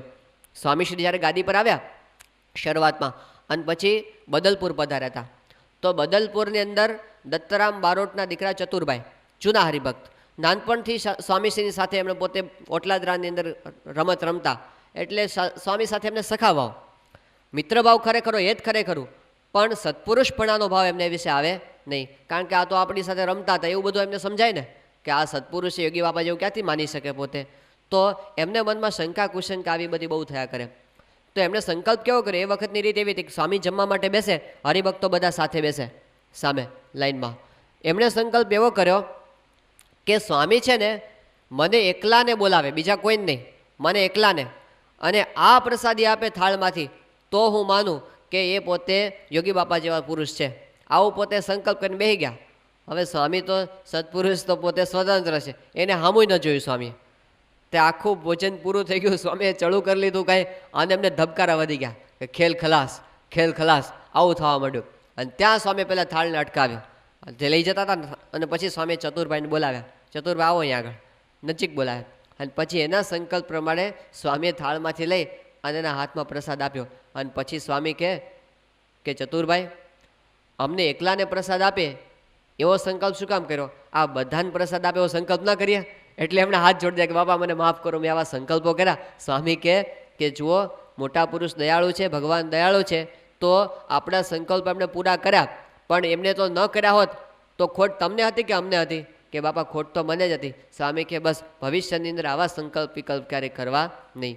તો મોટા પુરુષ છે એ પોતે આવો અંતરાયો પણ બતાવે, નથી જાણતા એવું બધા. ઘણી વખત હરિભક્તોને પ્રશ્ન થતો છે. અમારા બોટાદમાં યશવંતભાઈ મેડિકલ સ્ટોર છે, અત્યારે અમદાવાદ રહેવા છે તારે, એ યશવંતભાઈ કે હું જ્યારે સ્વામી પાસે જાઉં ને ત્યારે સ્વામી દર વખતે મને પૂછે કે તમારું નામ શું, તમારું ગામ શું, તમે શું ધંધો કરો, આ મને દર વખતે પૂછે. એ કે મને 11 વખત સ્વામીએ બધું પૂછ્યું છે, અને છતાં હજી સ્વામીને યાદ રહેતું નથી. એટલે સ્વામી કે મને ભૂલી જ જાય છે દર વખતે. તો આપણને પણ આવું ઘણી વખત થાય કે સ્વામી તો આપણું નામ જાણતા નથી, આપણું કંઈ ગામ જાણતા નથી. સંતોને થાય, આ તો હરિભક્તોને ઠીક છે, 700 સવા 700 સાધુ છે, તો સ્વામી ક્યાં બધા નામથી બોલાવે છે. એટલે એવું ના થઈ જાય કે આપણે તો સ્વામી માટે બધું છોડીને આવ્યા, અને સ્વામી તો આપણું નામ પણ જાણતા નથી. યોગી બાપાના વખતમાં પીપી સ્વામી છે ને નાગપુરમાં, પ્રેમ પ્રકાશ સ્વામી, એમને યોગીજીમાં જે દીક્ષા આપી સવારમાં, અને એ જ દિવસે સાંજના યોગી બાપા પોતે બેઠા હતા અને એ સંત એમના પગ દબાવતા હતા. તો યોગી બાપા કે ગુરુ તમારું નામ શું, કે બાપા હવારે તમે જ નામ પાડ્યું છે અને ભૂલી ગયા પાછા. યોગી બાપા કે અમે નાના હતા ને ત્યારે બહુ કીર્તનો ગોખતા અને વાતો યાદ રાખતા, પણ હવે અમને યાદ રહેતું નથી. તો એ પોતે એવો મનુષ્ય ભાવ બતાવે જાણે અમને કાંઈ સાંભળતો નથી, અને બધું જાણીએ છીએ એવું પણ બતાવે. સ્વામીશ્રીના કેટલા બધા પ્રસંગો એવા છે કે જેની અંદર પોતે આગળનું ઘણા બધા વર્ષો પહેલાંનું યાદ કરીને પોતે પાછા કંઈ પણ દે. બોટાદની અંદર અમારે ત્યાંના પૂજારી હતા દયાળ બાપા, એનો દીકરો ઘનશ્યામ, અને ઘનશ્યામનો નાનો દીકરો એ પેલો દશરથ. એકવાર એવું બન્યું કે સ્વામીશ્રી 1997ની સાલમાં પધારેલ ત્યાં આગળ. એ વખતે છોકરાની ઉંમર બહુ નાની, 12-13 વર્ષની હશે. તો સ્વામીશ્રી પોતે પધાર્યા અને સ્વાગત નૃત્ય રાખેલું છોકરાઓનું. તો નૃત્ય પૂરું થયું અને પછી બધા છોકરાઓ દર્શન કરવા માટે આવે, બધા આશીર્વાદ લેવા માટે. હવે આ છોકરો સાવ નાનો હતો ત્યારે બાપા પાસે આશીર્વાદ લીધા હશે, એનું નામ પાડ્યું હશે. વર્ષો વીતી ગયા, સ્વામી સાથે કોઈ ડાયરેક્ટ કોન્ટેક્ટમાં આ છોકરો આવેલ નહીં. પણ જ્યારે લાઇનમાં દર્શન કરવા માટે આવ્યા, આ છોકરાનો હાથ સ્વામીએ પકડ્યો અને પછી સ્વામી કહે કે દયાળભાઈના દીકરાનો દીકરો દશરથ, બરાબર ને? બધા આશ્ચર્યમાં પડી ગયા, કારણ કે 10 વર્ષમાં છોકરાના બધા આકાર બાકાર બધું બદલાઈ ગયું હોય. એ વખતે શું એનો બાળપણનો 2 વર્ષનો હોય ત્યારે કેવો હોય, અને 12 વર્ષનો થાય ત્યારે કેવો થાય. પણ એ પોતે નામ સહિત બધું જાણે છે, આવું પણ પોતે બતાવે. કાંઈ નથી જાણતા એવું પણ બતાવે. પણ આ બંનેની અંદર આપણે જાણી રાખ્યું હોય કે એ પોતે બધું જ જાણે છે અને છતાં પણ દાબીને વર્તે છે, તો આપણને શંકા કુશંકા થાય નહીં. એટલે સ્વરૂપ નિષ્ઠાની દ્રઢતા, એમનો એકડો, એ આપણે એમને પ્રાર્થના નિરંતર કરીને જાળવી રાખવાનો અને એમને કહેવાનું કે વળી તમારે વિશે જીવન નાવે મનુષ્ય બુદ્ધિ કોઈ દાન, જે લીલા કરો તમે લાલ તેને સમજો અલૌકિક ખ્યાલ. આ પ્રાર્થના આપણે નિરંતર રોજ કરવા જેવી છે કે જેનાથી ક્યારેય પણ એવો પ્રસંગ ના આવે એમને વિશે આપણને શંકા કુશંકા થાય. ભારતની અંદર જેવી રીતે ભગવાનના અવતારો થયા છે એવી રીતે ભગવાન સાક્ષાત અવતાર ધારણ કરીને પધાર્યા હોય એવું વિશ્વમાં બીજે ક્યાંય બન્યું નથી. ભારતમાં જેવા આચાર્યો થયા છે, શંકરાચાર્ય થયા, રામાનુજાચાર્ય થયા, વલ્લભાચાર્ય થયા, નિંબાર્કાચાર્ય થયા, મધ્વાચાર્ય થયા, ચૈતન્ય મહાપ્રભુ થયા, આવા આચાર્યો અને એમણે જે આપણને તત્વજ્ઞાનની અંદર ખેડાણ કરીને આપ્યું છે, આવા આચાર્યો વિશ્વમાં બીજી કોઈ ભૂમિ પર થયા નથી. ભારતની ભૂમિ ઉપર જેવા સંતો અને ભક્તો થયા છે, નરસિંહ મહેતા થયા, તુકારામ થયા, સુરદાસજી થયા, સંત જ્ઞાનેશ્વર થયા, ગોરકુંભાર થયા, આવા જે ભક્તો થયા એવા ભક્તો વિશ્વની ભૂમિ પર બીજે ક્યાંય થયા નથી. અને ભારતની ભૂમિ ઉપર જેવા શાસ્ત્રો રચાયા છે એવા શાસ્ત્રો બીજે ક્યાંય રચાયા નથી. અને ભારતમાં જેટલા કાંઈ આવા દિવ્ય શાસ્ત્રો છે એ બધા શાસ્ત્રોની રચના કરવામાં સૌથી વધારે જો કોઈનો ફાળો હોય તો એ છે આદિ આચાર્ય એવા મહર્ષિ વેદવ્યાસનો. અને મહર્ષિ વેદવ્યાસની જેટલી કાંઈ રચનાઓ છે એમાં જો સૌથી વધારે એમની પોતાની પ્રિય રચના અને સત્વસભર રચના હોય તો એ છે શ્રીમદ ભાગવત. અને શ્રીમદ ભાગવતની અંદર પણ આપણે ગઈકાલે સાંભળતા હતા કે એના હૃદય સમાન કોઈ સ્થાન હોય તો એ છે દશમ સ્કંધ. કારણ કે દશમ સ્કંધની અંદર જે વાત છે એ છે પ્રગટની ભક્તિની વાત. શ્રી કૃષ્ણ ભગવાન પોતે ભક્તોનો સંકલ્પ પૂરા કરવા માટે, અસુરોનો સંહાર કરવા માટે, ધર્મનું સ્થાપન કરવા માટે પૃથ્વી પર અવતાર ધારણ કરીને પધાર્યા અને એમણે પોતાના ભક્તોને સુખ આપ્યું. દશમ સ્કંધની અંદર હૃદયના સ્થાને જ્યારે દશમ સ્કંધને કીધો છે ત્યારે એમાં પંચ પ્રાણના સ્થાને રાસ પંચાધ્યાયને સ્થાન આપવામાં આવ્યું છે. શ્રીજી મહારાજ ભગવાન સ્વામિનારાયણને આ 5 અધ્યાયો ઘણા બધા પ્રિય હતા. જ્યારે નીલકંઠ વર્ણી વેશે મહારાજ પોતે વનમાં વિચરણ કરતા હતા ત્યારે ઘણી વખત એકલા પોતે વેણુ ગીત ગાતા, ગોપિકા ગીત ગાતા, ભ્રમર ગીત ગાતા. આ બધા જ ગીતો ભક્તિના ગીતો છે અને એ દશમ સ્કંધની અંદર વણાયેલા છે. તો જ્યારે આ રાસ પંચાધ્યાયની લીલા શરૂઆત થઈ, પ્રસંગ એવો બન્યો કે શ્રી કૃષ્ણ ભગવાન એકવાર પોતે ત્યાં વૃંદાવનની અંદર યમુના નદીને કિનારે ઉપવન હતું ત્યાં એક સ્થાનમાં બેઠા અને એમણે વાંસળીનો સૂર છેડવાનો શરૂ કર્યો. અને એ સૂર જ્યારે ગોકુળની અંદર ઘરે ઘરે ગોપિકાઓએ સાંભળ્યો અને એટલી બધી પોતે એ સૂર સાંભળીને પાગલ થઈ ગઈ કે બધી જ ગોપીઓ પોતપોતાના કામ છોડી અને એ અવાજની દિશામાં દોડી. બધાને ખબર પડી કે અત્યારે શ્રીકૃષ્ણ બાંસુરીના નાદ છેડી રહ્યા છે. ત્યારે કેટલીક ગોપીઓ હતી એ પોતે ગાય દોતીથી એ પડતું મૂકીને દોડી કેટલીક પોતે ચૂલા ઉપર કંઈ રસોઈ કરતી હતી કે દૂધ ગરમ કરતી હતી એ મૂકીને દોડી, કેટલીક પોતાના બાળકોને દૂધ પીવરાવતી હતી એને મૂકીને દોડી, કોઈક ગોપી પોતાના પતિની સેવાની અંદર હતી, કોઈક પોતે વસ્ત્રાભૂષણો ધારણ કરતી હતી તો હાથના ઘરેણા પગમાં ને પગના હાથમાં પહેરીને દોડી, શરીરનું ભાન ભૂલીને દોડી.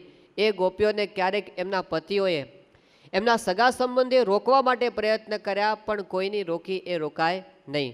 અને બધી જ એક સાથે જાણે પોતે એકલી જ હોય ને કૃષ્ણ ભગવાનનું પોતાને એવી રીતે આહવાન થયું હોય એવી રીતે પોતે ત્યાં આગળ દોડી હતી. શ્રીજી મહારાજે તો વાત કરી છે વચનામૃતની અંદર કે કેટલીક ગોપીઓને તો એના સગા સંબંધીએ જવા ન દીધી, એને પોતે પૂરી દીધી ઓરડાની અંદર, તો એમના શરીર ત્યાં આગળ પડી રહ્યા અને એમના આત્મા છે ભગવાનની પાસે પહોંચી ગયા. આટલો બધો એમને અનહદ પ્રેમ હતો શ્રી કૃષ્ણ ભગવાન પ્રત્યે. અને જ્યારે બધી ગોપીઓ આવી ગઈ, શ્રી કૃષ્ણ ભગવાને આ જોયું ત્યારે શ્રી કૃષ્ણ ભગવાન પોતે એમને કહે છે કે સ્વાગતમ વો મહાભાગા, પધારો, તમારું સ્વાગત છે. પછી પોતે ગોપીઓને કહે છે કે તમે બધા અત્યારે અડધી રાત્રે કેમ આવ્યા છો? વ્રજમાં બધું કુશળ તો છે ને? અને તમે અત્યારે અહીં આગળ પધાર્યા છો તો તમારા ઘરની જવાબદારી બધી કોણ સંભાળે છે? અત્યારે રાતનો સમય છે અને આ ઘનઘોર જંગલ છે, અહીં આગળ તો ભયંકર જીવજંતુઓ હોય છે, માટે તમારે સ્ત્રીઓએ અત્યારે બહાર ફરવું એ યોગ્ય કહેવાય નહીં. વળી સ્ત્રીઓનો તો શું ધર્મ છે? તો પોતાના પતિની સેવા કરવી અને પોતાના જે સંતાનો છે એનું પાલન પોષણ કરવું, એ આવી રીતે સ્ત્રીઓનો ધર્મ છે. માટે તમે તમારો ધર્મ બજાવો, હવે તમે બધા પોતાના ઘરે પાછા જાઓ. આવી રીતે શ્રી કૃષ્ણ ભગવાને એમને વાત કરી ત્યારે ગોપીઓ શ્રી કૃષ્ણ ભગવાનની વાણી સાંભળી એકદમ ખિન્ન થઈ ગઈ, ઉદાસ થઈ ગઈ.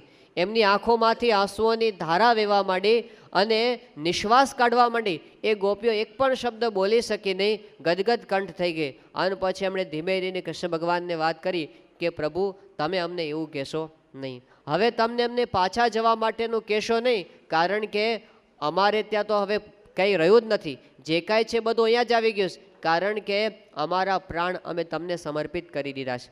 ગોપીઓ શ્રી કૃષ્ણ ભગવાનને કહે છે કે જે દિવસથી અમે તમારા ચરણારવિંદનો સ્પર્શ કર્યો છે તે દિવસથી આ જગતના સુખ અમને ખારા ઝેર જેવા થઈ ગયા છે, માટે અમને તો સંસારની અંદર ક્યાંય આસક્તિ હવે રહી નથી. એક તમારા ચરણ કમળનું જ અમને ચિંતવન થવા માંડ્યું છે. આ ગોપીઓનો પ્રેમ હતો. ગોપીઓનો પ્રેમ એ અલૌકિક પ્રેમ છે. કેટલાક લોકો નથી સમજી શકતા એ ગોપીને કૃષ્ણના પ્રેમને સ્ત્રી પુરુષના પ્રેમ સાથે સરખાવે છે, પણ આ અલૌકિક પ્રેમ છે, ભક્ત અને ભગવાનનો પ્રેમ છે.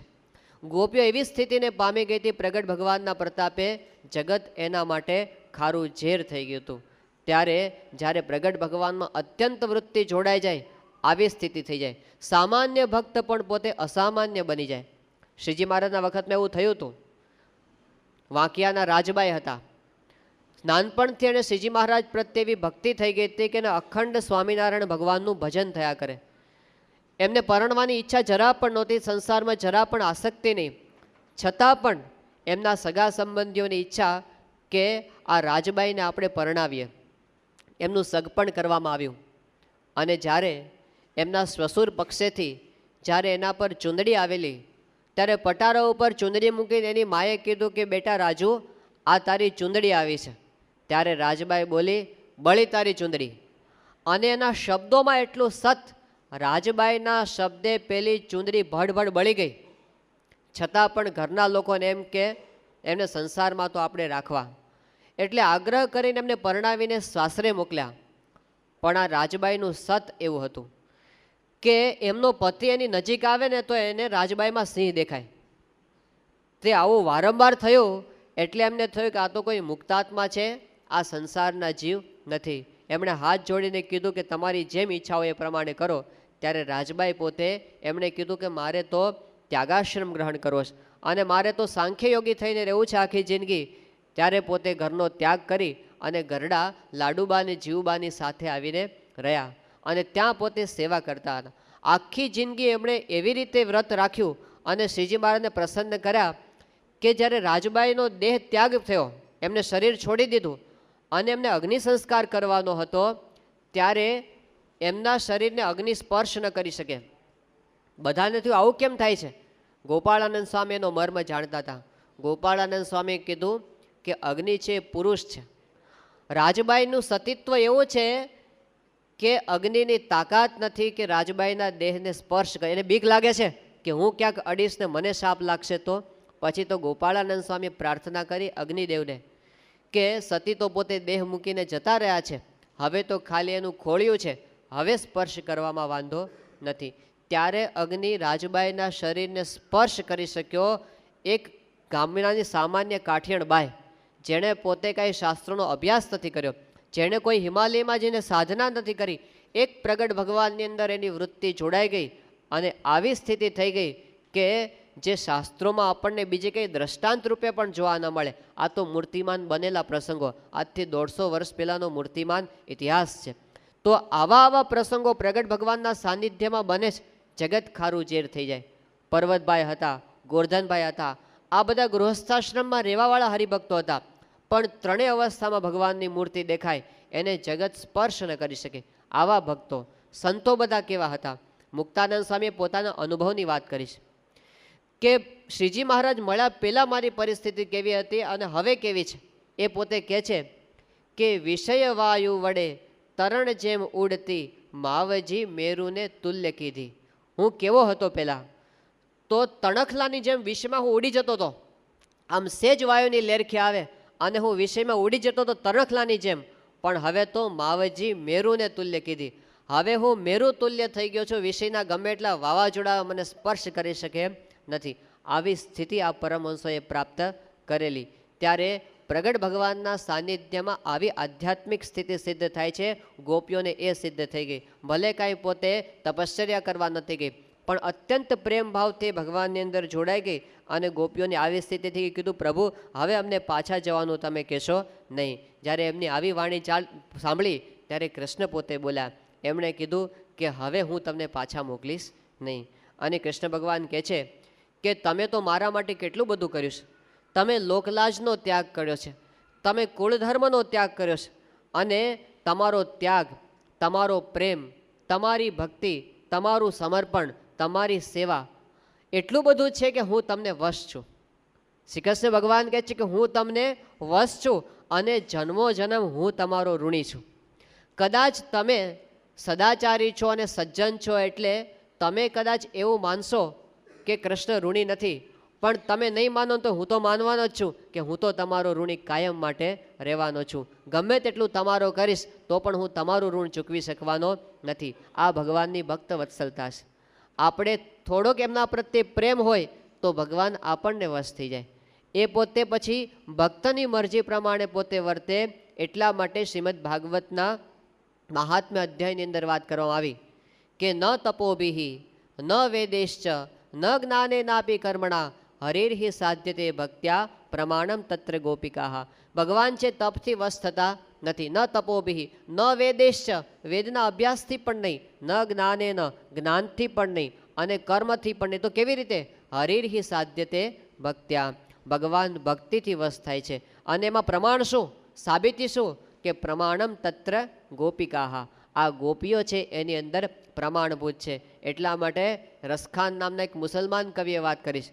એમણે વાત કરી, કૃષ્ણ ભક્ત હતા પોતે, અને કહે છે કે ભગવાન કેવા છે તો શેષ મહેશ સુરેશ દિનેશ સુર સહુ જાહી નિરંતર ગાવે ઝાખું અનાદિ અનંત અખંડ અછેદ અભેદ સુવેદ બતાવે નારદ સે શુક વ્યાસ રટે પછી હારે તો પુની પાર ન પાવે. આવા જે ભગવાન પછી કહે છે કે તાહુ અહિર કી છોહરિયા છછિયા ભરી છાછ પે નાચ નચાવે. આવા ભગવાન એને છાલિયા પર છાસ માટે પેલી ગોપીઓ નાચ નચાવી જાય. શેના માટે? કારણ કે એમની ભક્તિ હતી. જેમ મુક્તાનંદ સ્વામીએ વાત કરી કે પ્રેમ ભક્તિ જેને ઘટ આવે તેહને રંગ હરી રાચે રે વ્રજવનિતા કર તાળી બજાવે વ્રજવનિતા કર તાળી બજાવે નટવર થઈ થઈ નાચે રે. વ્રજવનિતા કર તાળી બજાવે અને નટવર થઈ થઈ નાચે. તો એમની તાળીઓના નાદે કનૈયો નાચે આવી ભક્તિ ગોપીઓએ પોતાના જીવનમાં સિદ્ધ કરી હતી. તો ભગવાન પોતે ભક્તિથી અને પ્રેમથી વશ થાય છે. જેમ શ્રીજી મહારાજને વડતાલ જવું હતું અને મહારાજ પોતે હરિજયંતીના સમય પર, રામનવમીના સમય પર જવાના હતા અને મહારાજ પોતે અસવાર થયા, પણ લાડુબા અને જીવબાનો એવો પ્રેમ, શ્રીજી મહારાજ રજા લીધા વિના નીકળી જતા હતા. એ બાઈઓ તો પોતે આથમણા બારના ઓરડાની ઓસરીઓ ઉપર ઊભી હતી અને મહારાજ પોતે ચડ્યા ઘોડા ઉપર અને મહારાજે માણકીને ઈશારો કર્યો, એડી મારી, પણ માણકી ત્યાંથી હલી નહીં. મહારાજને આશ્ચર્ય થયું કે આ માણકી મારી અનુવૃત્તિ પાળે, હું સંકલ્પ કરું એ પ્રમાણે માણકી ચાલે ને આજે ચાલતી કેમ નથી. મહારાજે બહુ પ્રયત્ન કર્યા પણ માણકી એક ડગલું પણ માંડ્યું નહીં. ત્યારે મહારાજે કીધું કે શું કારણ છે? ત્યારે જોયું મહારાજ કે બાઈઓ દૂર ઊભી ઊભી હાથ જોડીને મહારાજને પ્રણામ કરતી હતી. મહારાજે કીધું કે આ લાડુબાને જીવબાની રજા મેં લીધી નથી, એમની વૃત્તિથી માણકી પોતે સ્થિર થઈ ગઈ હતી. ત્યારે એની પાસે જઈને મહારાજે રજા માગી કે હવે તમે અમને રજા આપો તો અમે જઈએ. આજ્ઞા આપો અમે જઈએ વ્રત પૂરી. મહારાજે આજ્ઞા માગી કે તમે અમે આજ્ઞા આપો તો અમે જઈએ.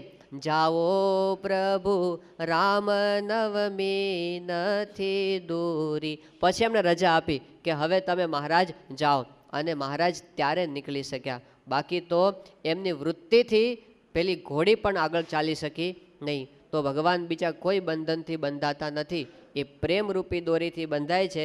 ગોપીઓએ આવી રીતે ભગવાનને બાંધી દીધા હતા. પછી ભગવાને ગોપીઓ સાથે જે વિહાર કર્યો એનું વર્ણન આ દશમ સ્કંધના 29, 30, 31, 32 અને 33માં અધ્યાયની અંદર આવે છે. ત્યારે ભગવાને એમને અપાર સુખ આપ્યું અને ત્યાં ગોપીઓને અહંકાર આવી ગયો અચાનક કે અમારા જેવું ભાગ્યશાળી કોઈ નથી, ભગવાન પણ અમને વશ વર્તે છે. અને જ્યાં અહંકાર આવ્યો ભગવાન અદ્રશ્ય. એ જ વખતે ભગવાન અદ્રશ્ય, ગોપીઓ વિરહ વ્યાકુળ થઈ ગઈ અને તાપની અંદર બળવા માંડી, ભગવાનની લીલાઓ સંભાળવા માંડી અને પ્રાર્થના કરવા માંડી કે પ્રભુ તમે ક્યાં છો. બહુ સંભાળે છે ભગવાનને. એ વખતે ગોપિકા ગીતનું ગાન એમણે કર્યું. પછી આગળ જતાં એમણે જોયું કે એક જગ્યાએ ભગવાનના ચરણારવિંદ એમણે જોયા, છાપ, અને એની સાથે કોઈક એક ગોપીના છાપ એને જોયા. ત્યારે એને થયું કોઈક એક ગોપીની સાથે ભગવાન પોતે એકાંતની અંદર આપણને મૂકીને જતા રહ્યા છે. એ કોણ છે? એમાં કહે છે કે અન્યા આરાધિતો નૂનમ ભગવાન હરિરીશ્વર. આખા શ્રીમદ ભાગવત ગ્રંથની અંદર રાધિકાજીનું નામ ક્યાંય આવતું નથી. આ એક શ્લોકની અંદર અનયા આરાધિત, આના દ્વારા ભગવાન આરાધિત થયા છે એવા શબ્દની અંદર રાધિકા નામનો સેજ અણસાર આવે છે. પણ એ જ રાધિકા છે એવા સ્પષ્ટ શબ્દો ક્યાંય શ્રીમદ ભાગવતમાં લખવામાં આવ્યા નથી. પરંતુ જે ખરા ભક્ત હોય છે એનો મહિમા તો કાંઈ પ્રસિદ્ધ થયા વિના રહેતો નથી. ભલે ને ભાગવતમાં ન લખ્યું હોય, ગુણાતીતાનંદ સ્વામીના વચનામૃતમાં ક્યાંય નથી, પણ એમનો મહિમા છે તો બહાર આવ્યા વિના રહેતો નથી. અને એટલે આજે ગોકુળની અંદર રાધા કૃષ્ણનું ભજન થાય, પણ કેવી રીતે? રાધે રાધે રાધે રાધે રાધે રાધે રાધે રાધે, 8 વખત રાધા અને એકવાર કૃષ્ણ. 8 વાર રાધાનું ભજન થાય અને એકવાર કૃષ્ણનું ભજન. રાધે બિન કૃષ્ણ આધે, એવું કહેવાય કે એમના વિના તો ભગવાનનો મહિમા પણ અધૂરો ગણવામાં આવે છે. તો આટલો અનન્ય ભક્તનો મહિમા છે ભાગવતની અંદર. આ સ્થાને રાધિકાજીના નામનો સેજ ઉલ્લેખ માત્ર આવે છે, એમના જેવું લાગે સ્પષ્ટ ઉલ્લેખ નથી. ગોપીઓએ જોયું કે કોઈક એક ગોપીની સાથે કૃષ્ણ ભગવાન પોતે નીકળ્યા છે અને એ જે ગોપી હતી એ રાધિકાજી હતા. રાધિકાજી કૃષ્ણ ભગવાને એને લઈને આગળ જતા હતા અને એને અહંકાર આવ્યો કે હું એકલી કેવી ભાગ્યશાળી અને મારા જેવું બીજું કોઈ નહીં અને ભગવાન મને વશ વર્તે. અને જેવો અહંકાર આવ્યો એણે પોતે કીધું કૃષ્ણ ભગવાનને કે મને ચાલી ચાલીને હવે થાક લાગી ગયો છે, એટલે તમારે જો મને લઈ જવી હોય તો તમારા ખભે બેસાડો, હું ચાલી શકું એમ નથી. હકીકતમાં થાક નહોતો પણ અહંકાર હતો. ભગવાન પોતે સમજી ગયા અને કીધું કે તમે જરા આ ખભા ઉપર બેસો, હું નીચે બેસું છું. અને જેવા રાધિકાજી બેસવા ગયા ભગવાન અદૃશ્ય એની આગળથી પણ નીકળી ગયા અને એમણે કલ્પાંત આદર્યું કે ભગવાન ક્યાં જતા રહ્યા. અને એ પોતે વિરહની અંદર બળતા હતા. ત્યાં પેલી બધી ગોપીઓ એમને શોધતી શોધતી ત્યાં આગળ આવી અને રાધિકાજી એમને મળ્યા. બધાએ ભેગા થઈ અને ભગવાનની સ્તુતિ કરી અને એમની પ્રાર્થના સાંભળી અને ભગવાન એ ગોપીઓના મંડળની વચ્ચે પાછા પ્રગટ થયા. અને પછી યમુનાના કિનારે મહારાસનો પ્રારંભ ભગવાને પોતે કર્યો. આ રાસ સંબંધી ઘણા બધા ભજનો ભક્ત કવિઓએ લખ્યા છે અને એની સ્તુતિ પણ બહુ આપણે ત્યાં કરવામાં આવે છે. કહેવાય છે કે ભગવાને શરદ પૂર્ણિમાની એ રાત્રિ એને એક વર્ષ જેટલી લાંબી કરી દીધી અને એટલું અપાર સુખ આ ગોપીઓને બધાને આપ્યું. અને પછી રાસલીલા કરી અને ત્યાર પછી એ બધા ગોપીઓ સાથે ભગવાન પોતે યમુનાજીની અંદર વિહાર કર્યો અને પછી ઉપવનની અંદર પોતે ફરતા હતા. આ બધું વર્ણન જ્યારે સુખદેવજીએ પરીક્ષિતની પાસે કર્યું ત્યારે પરીક્ષિત રાજા છે ને એ પોતે ઊંડા ઉતરી ગયા. ભગવાનની લીલામાં આનંદ થવો જોઈએ પણ એ પોતે થોડા મૂંઝવણમાં પડી ગયા અને એમણે કીધું સુખદેવજીને કીધું કે ભગવાન તો પોતે ધર્મના સ્થાપન માટે પૃથ્વી પર અવતાર ધારણ કરે છે, ત્યારે આવા જે ભગવાન એમણે પોતે અધર્મનું આચરણ કેમ કર્યું, પર સ્ત્રીનો સંગ એમણે કેમ કર્યો? આવી રીતે જ્યારે સુખદેવજીને પરીક્ષિતે પ્રશ્ન પૂછ્યો ત્યારે આપણા બધા ભક્ત કવિઓ કહે છે કે પ્રેમની વાત શુણની પરીક્ષિત સવળી સમજણ નવ લીધી રે સમજીને સુકમુનિએ રસને છપાડ્યો સમજીને સુકમુનિએ રસને છપાડ્યો મોક્ષની રીત કહી દીધી રે. સુખદેવજીએ જાણ્યું કે પરીક્ષિતને આ ડોઝ પચ્યો નથી, આ એને ભારે પડ્યું છે. આ વાત આ મનુષ્ય લીલા ભગવાનની એની અંદર એમને દિવ્યભાવ રહ્યો નથી. એ કૃષ્ણ અને ગોપીઓના સંબંધને લૌકિક સંબંધ સમજે છે, એ હજી સમજી નથી શક્યો. આજની તારીખે એવું થાય છે. પરીક્ષિત કરતાં પણ ખરાબ દશા આજના કેટલાક આધુનિક લેખકોની થઈ ગઈ છે અને એ લોકો લેખ લખે કૃષ્ણ મારી નજરે. એનો અધિકાર શું છે લખવાનો? તમારી નજરે જોવાનો. કંઈ ખબર નથી, આધ્યાત્મિક માર્ગનો એકડો નથી અને પછી લખે છે કૃષ્ણ મારી નજરે. અને રોમિયો અને જુલિયટ જેવા સંબંધો એ આ બધાના કૃષ્ણ અને રાધિકાના લખી નાખે છે. તો આપણી શું પરંપરા છે? આનો અધિકાર હોવો જોઈએ ભગવાનના ચરિત્રોને સમજવા માટેનો. એટલે શ્રીજીમાં જે વચનાવતની અંદર લખ્યું કે સત્શાસ્ત્ર છે સત્પુરુષ થકી સમજવા, અસત્પુરુષ થકી સમજવા નહીં. એ તો પછી આવી રીતે ગમે તેમ કરીને એના અર્થ કરી નાખે. શાસ્ત્રના શબ્દોને ઊંધી તલવારે પણ ચલાવી શકાય એમ છે. તો આની અંદર તો કેવો ભાવ છે? સામાન્ય રીતે સમજીએ તો આપણને ખબર પડે કે એમાં દેહ ભાવ જ નહોતો ગોપીઓને. જ્યારે પોતે કૃષ્ણને મળવા માટે નીકળી ત્યારે એના આભૂષણો પહેરવાનું ભાન નથી રહ્યું. જો દેહ ભાવ હોય ને તો દેહની સજાવટ વધારે કરે.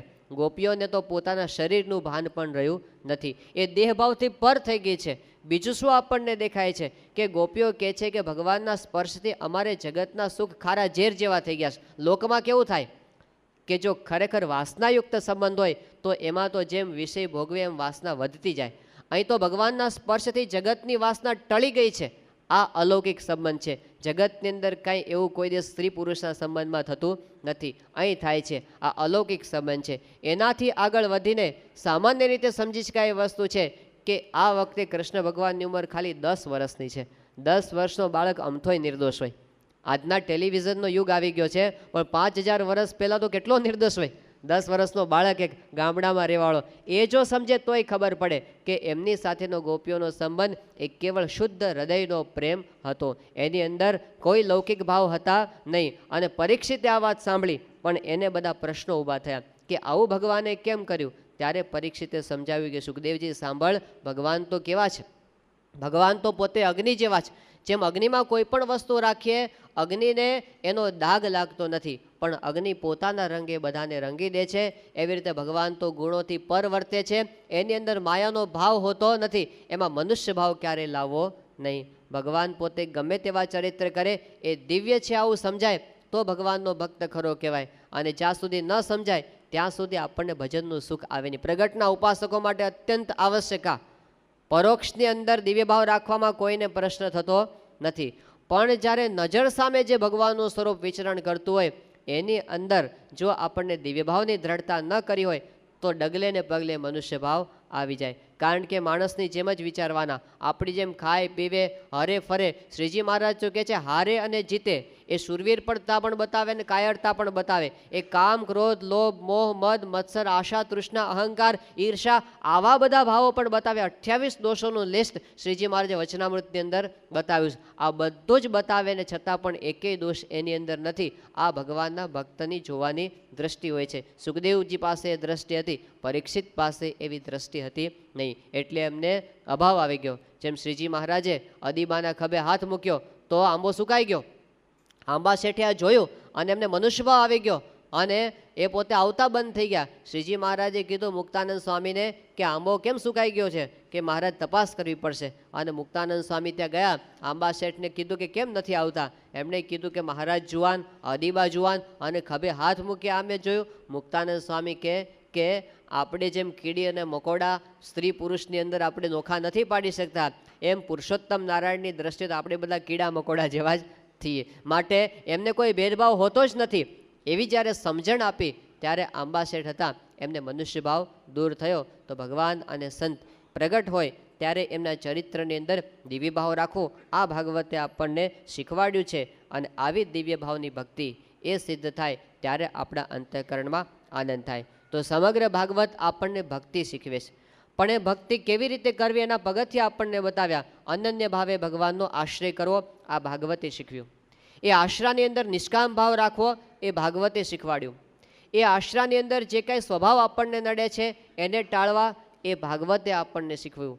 એ આશરો પણ પ્રગટ ન કરવો એ આપણને ભાગવતે શીખ્યું. એની અંદર દિવ્યભાવ રાખવો એ પણ આપણને ભાગવતે શીખવ્યું. અને આ બધું કેવી રીતે આપણા જીવનમાં સિદ્ધ થાય એ પણ હવે ભાગવત આપણને શીખવે છે. કે આ બધા ગુણો આવી ભક્તિ આવો નિશ્ચય કેમ દ્રઢ થાય, તો શ્રીમદ ભાગવતની અંદર એ વાત પહેલા સ્કંદથી તે છેલ્લા સ્કંદ સુધી એક ધારી બતાવવામાં આવી છે. અને એ છે કે એવા સંત મળે તો આ બધા જ ગુણો આપણી અંદર સિદ્ધ થતા હોય છે. સંતની અંદર જેમ સુખદેવજી હતા તો પરીક્ષિતનો મોહ દૂર થયો. પરીક્ષિતને પોતાને જ્યારે મૃત્યુનો ભય લાગ્યો હતો તો એ પોતે ક્યાં ગયા, સંતને શોધવા માટે ગયા. અને એવા સમર્થ સંત એને પ્રાપ્ત થયા તો એનો મોક્ષ એણે કરી દીધો. સંત ન મળે ત્યાં સુધી મોક્ષની પ્રતીતિ ક્યારે આવતી નથી. બાકી તીર્થસ્થાનોમાં ઘણા લોકો જતા હોય છે, પણ ભાગવત પોતે વાત કરે છે કે તીર્થસ્થાનમાં જવાથી જે ફળ થાય છે એના કરતાં અનંત ગણું ફળ સંતના ચરણમાં થાય છે.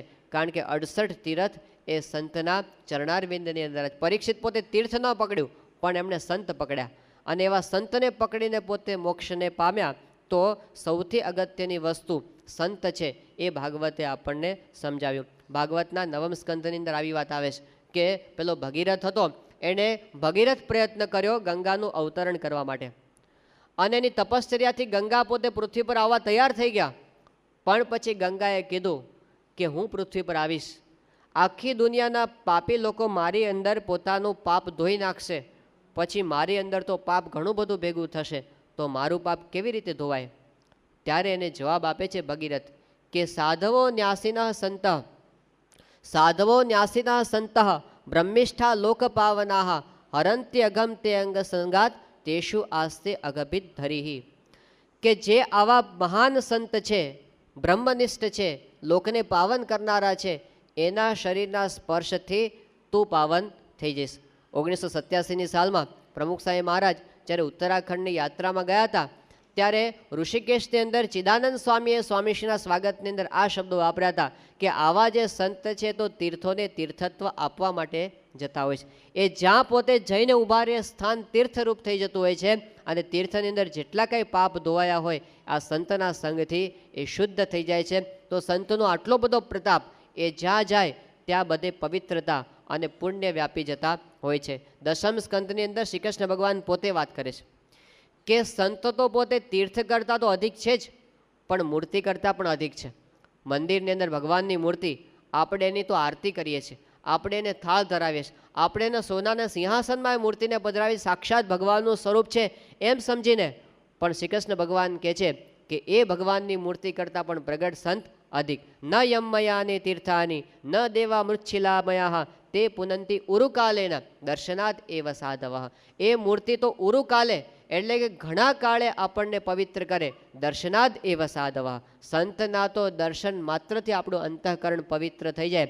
આ સંતોનો મહિમા શ્રીમદ ભાગવતમાં શ્રી કૃષ્ણ ભગવાન પોતાના મુખે કહે છે, પછી બતાવે છે કે આવા જે સંત છે એના સંગે મોક્ષનું દ્વાર ઉગાડું થાય છે. પ્રસંગમજરમ પાશમ આત્મનઃ કવયો વિદુઃ સ એવ સાધુ સુકૃતો મોક્ષદ્વારમ અપાવૃતમ. ત્રીજા સ્કંદની અંદર માતા દેવહૂતિ અને કપિલ દેવજીના સંવાદની અંદર આ વાત કરી, અને એ જ વાત પંચમ સ્કંદની અંદર ભગવાન ઋષભદેવ પોતાના પુત્રને કરે છે.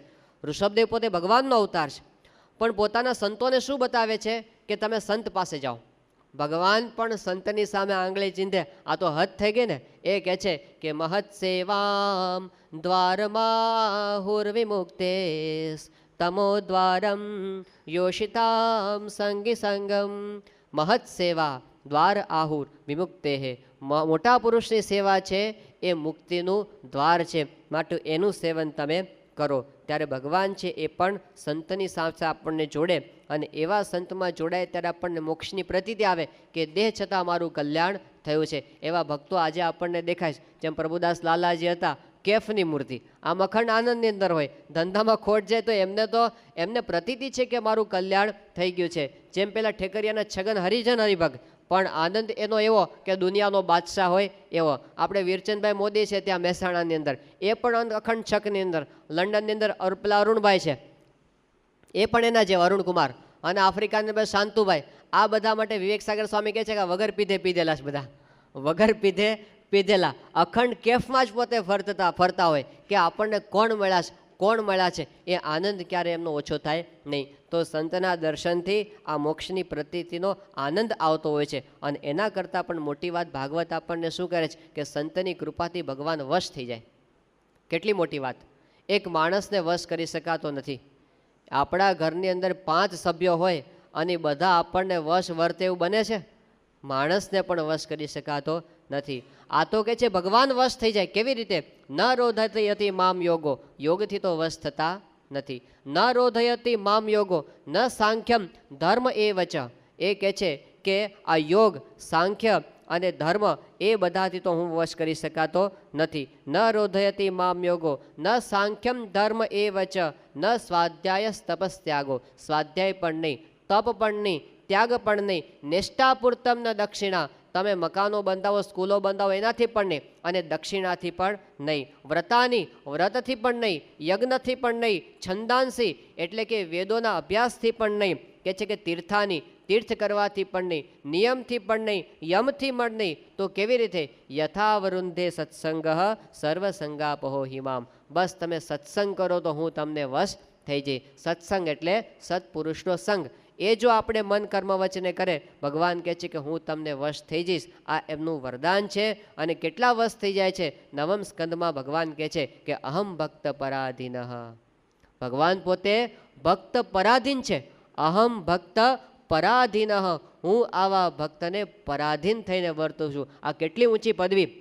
દુનિયાના બાદશાહ થવા કરતાં પણ મોટી પદવી આ છે કે ભગવાન આપણને પરાધીન થઈને વર્તે, એવા વશ વર્તે. પણ ક્યારે? સંતનું સેવન કરીએ, ભગવાન કહે છે કે હું વશ થઈ જાઉં છું. એટલે માટે આપણે તે કહેવામાં આવ્યું છે, ગુરુ ગોવિંદ દોનો ખડે કિસકો લાગુ પાય, બલિહારી ગુરુદેવ કી જિસને ગોવિંદ દિયો બતાય. બસ ગુરુનું સેવન કરો તો ગોવિંદ આપણને વશ થશે. એટલા માટે એવા સંતની અંદર જોડાવાની વાત કરી. એવા સંતને રાજી કરતો ભગવાન રાજી થાય. જેમ નાનું આપણી પાસે એક જ ચોકલેટ હોય અને બાપ અને દીકરો બંને સામે ઊભા હોય, તો આપણે ચોકલેટ કોને આપવાની? બાળકને આપો તો પપ્પા રાજી થઈ જાય, કારણ કે એને એનામાં હેત છે. એમ ભગવાનને સંત વાલા છે, તો આપણે સંતને કંઈક કરીએ તો ભગવાન પોતે વાલા. યોગીજી મહારાજ કહેતા કે આપણે એના બાપુજીને આપણે હાર પહેરાવીને છોકરાને લાફો મારીએ તો પેલો બાપ રાજી ન થાય. એમ આપણે ભગવાનનું પૂજન કરીએ અને સંતોનો દ્રોહ કરીએ તો ભગવાન રાજી થતા નથી. કારણ કે એમને સંત વાલા છે. અને કેટલા બધા વાલા છે કે સાધવો હૃદયમ મહ્યમ, સાધુનામ હૃદયમ તો અહમ, મદ અન્યતે ન જાનંતી, નાહમ તેભ્યો મનાગપી. નારદ મેરે સંત સે अधिक न कोई, नारद मेरे संत से अधिक न कोई, मम उर संतरो में संतन उर, वास करो स्थिर होई, હા વાસ કરો સ્થિર હોય, नारद मेरे संत से अधिक न कोई. પછી કહે છે કે કમલા મેરો કરત ઉપાસન, માન ચપલતા ધોઈ, यद्यपि वास दियो में उर पर, संतन सम नहीं सोई. हाँ संतन सम नहीं सोई, नारद मेरे संत से अधिक न कोई. કમલા એટલે લક્ષ્મી. લક્ષ્મીજી છે એ પોતે માન અને ચપળતા મૂકીને મારી સેવા કરે છે, અને લક્ષ્મીને મેં મારા હૃદયને વિશે સ્થાન આપ્યું છે. તથા પણ તો પણ સંતન સમ નહીં સોઈ, એ લક્ષ્મીજી છે પણ સંત જેવા મને વાલા નથી. આવો સંતનો મહિમા એ ભગવાને પોતે કીધો છે. તો આવા જે સંત એ ભગવાનને વાલા, અને સંતને રાજી કરીએ તો ભગવાન રાજી થઈ જાય. એટલા માટે આપણે સંતનો મહિમા ગાઈએ છીએ, એમની જય બોલાવીએ છીએ. કેટલાકને પ્રશ્ન થાય છે કે તમે આ તો વ્યક્તિ પૂજા કરો છો. આપણે જ્યારે આટલું બધું એમનો મહિમા સમજીએ, એમની જન્મ જયંતિ, ત્યારે કેટલાક કહે છે કે આ તો ન હોવું જોઈએ, જીવતા માણસની પૂજા ન કહેવાય, આ તો વ્યક્તિ પૂજા કહેવાય. તો પછી પાળિયાની પૂજા કરો. આપણે બધા પાળિયાના પૂજકો તો છીએ જ. નરસિંહ મહેતા હતા ને ત્યાં સુધી નાતે એને બહાર કાઢ્યા. અત્યારે નાગર માત્ર આમ ગર્વ લે કે અમારી નાતમાં નરસિંહ મહેતા થઈ ગયા, પણ હતા ત્યારે શું કર્યું? ત્યારે આપણે એમને ઓળખી શક્યા નહીં. પાછળથી ગુણ ગાય એ આ જગત તો સ્વભાવ છે, પણ જ્યારે પ્રગટ સંત હોય ત્યારે એમને સેવવાની અંદર પાછા પડે જઈએ. અને જો વ્યક્તિ પૂજાની વાત કરતા હો તો આપણી ભારતીય સંસ્કૃતિને સમજ્યા જ નથી. કારણ કે આપણી અનાદિકાળથી પરંપરા ચાલતી આવે છે કે સંતની ભગવાન જેવી પૂજા થાય. અરે ભગવાન સંતની પૂજા કરે. રામચંદ્ર ભગવાન પોતે નીચે બેસતા હતા અને વશિષ્ઠજીને ઉપર બેસાડતા હતા અને એમના ચરણોની સેવા કરતા હતા.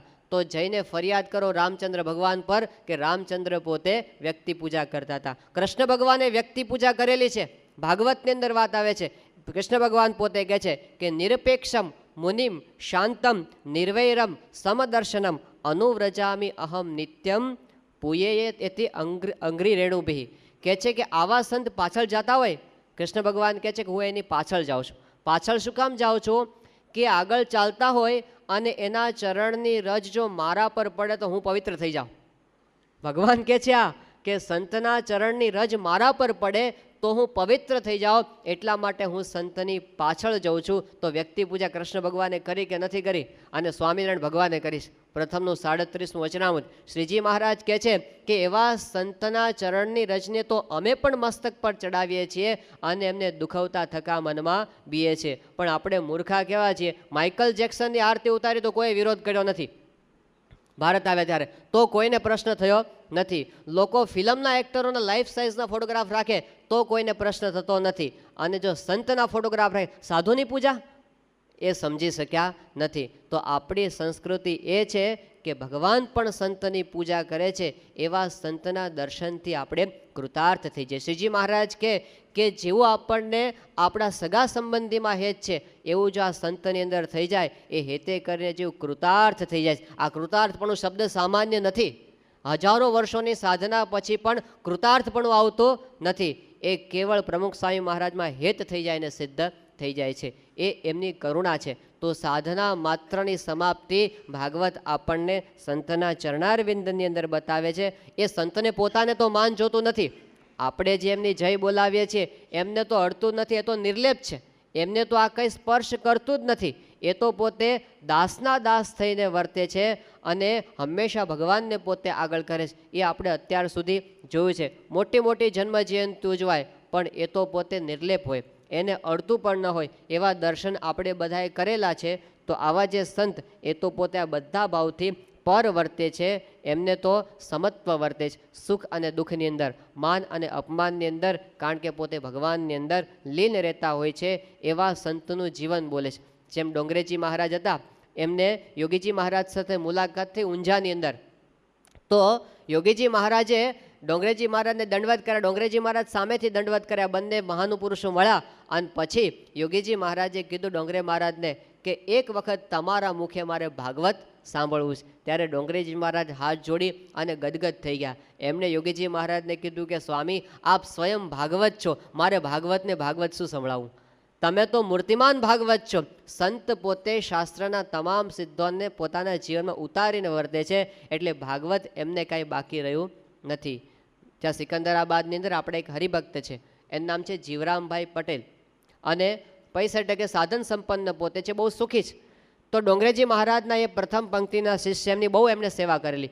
છેક છેલ્લે સુધી એમનો સમાગમ અને સેવા પોતે કરવામાં હાજર હતા. અહીં નડિયાદની અંદર જ જ્યારે ડોંગરેજી મહારાજ છેલ્લે બીમાર હતા ત્યારે પણ એમની પાસે પોતે હાજર. અને એમણે ડોંગરેજી મહારાજને કીધું કે આપની તો અત્યારે પરિસ્થિતિ એવી છે કે તમે દેહ રાખો એમ લાગતું નથી, અને તમે જશો પછી અમારું શું થશે?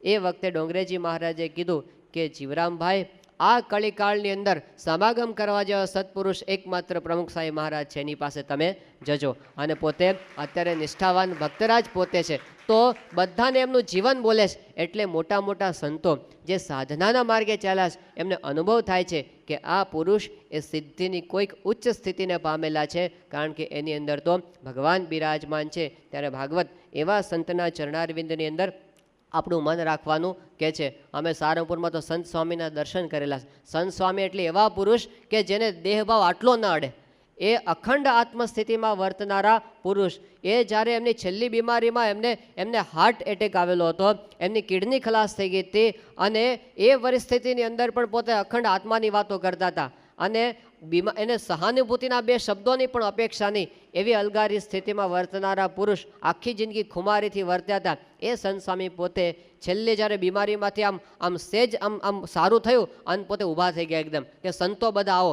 તમને વાત કરવીશ. અને બધા સંતો આજુબાજુ ભેગા થઈ ગયા. સંત સ્વામી શું વાત કરે? સંત સ્વામી કે આપણે શ્રીજી મહારાજનો ઉત્સવ ઉજવ્યો, 200મી જયંતિ ઉજવી, ગુણાતીતાનંદ સ્વામીની 200મી જયંતિ ઉજવી, યોગીજી મહારાજની 100મી જયંતિ આપણે ઉજવી. એ બધા પુરુષો છે ને, પ્રમુખ સ્વામી સામે બેઠા હતા કે આ પુરુષમાં પ્રગટ છે, અને આમને તમે સેવી લેજો, એમને ક્યારેય ઓશિયાળા કરતા નહીં. આ સંત સ્વામીનો છેલ્લો ઉપદેશ સંતો માટે હતો. એ આપણા બધા માટે છે કે આવા સંત જ્યારે પ્રગટ હોય ને, એમને ઓશિયાળા ન કરવા, પણ એમને એમનો અંતરનો રાજી પ્રાપ્ત કરી લેવો, કારણ કે એ જો આપણી સાથે છે તો બધું જ છે, અને એ રાજી તો ભગવાન રાજી, અને ભગવાન રાજી તો પછી જીવનમાં બીજું કાંઈ પ્રાપ્ત કરવાનું રહેતું નથી. તો પ્રસન્નતા ભગવાનની પ્રાપ્ત થાય એના માટેનો ઉપાય એ છે કે ગુરો રંગરી પદ્મે મનશ્ચે ન લગ્નમ તતઃ કિમ તતઃ કિમ તતઃ કિમ તતઃ કિમ. શંકરાચાર્ય કહે છે કે આવા ગુરુના ચરણારવિંદમાં જો મન નથી અર્પણ કર્યું તો પછી ગમે તેટલી સંપત્તિ પ્રાપ્ત કરી તો પણ શું,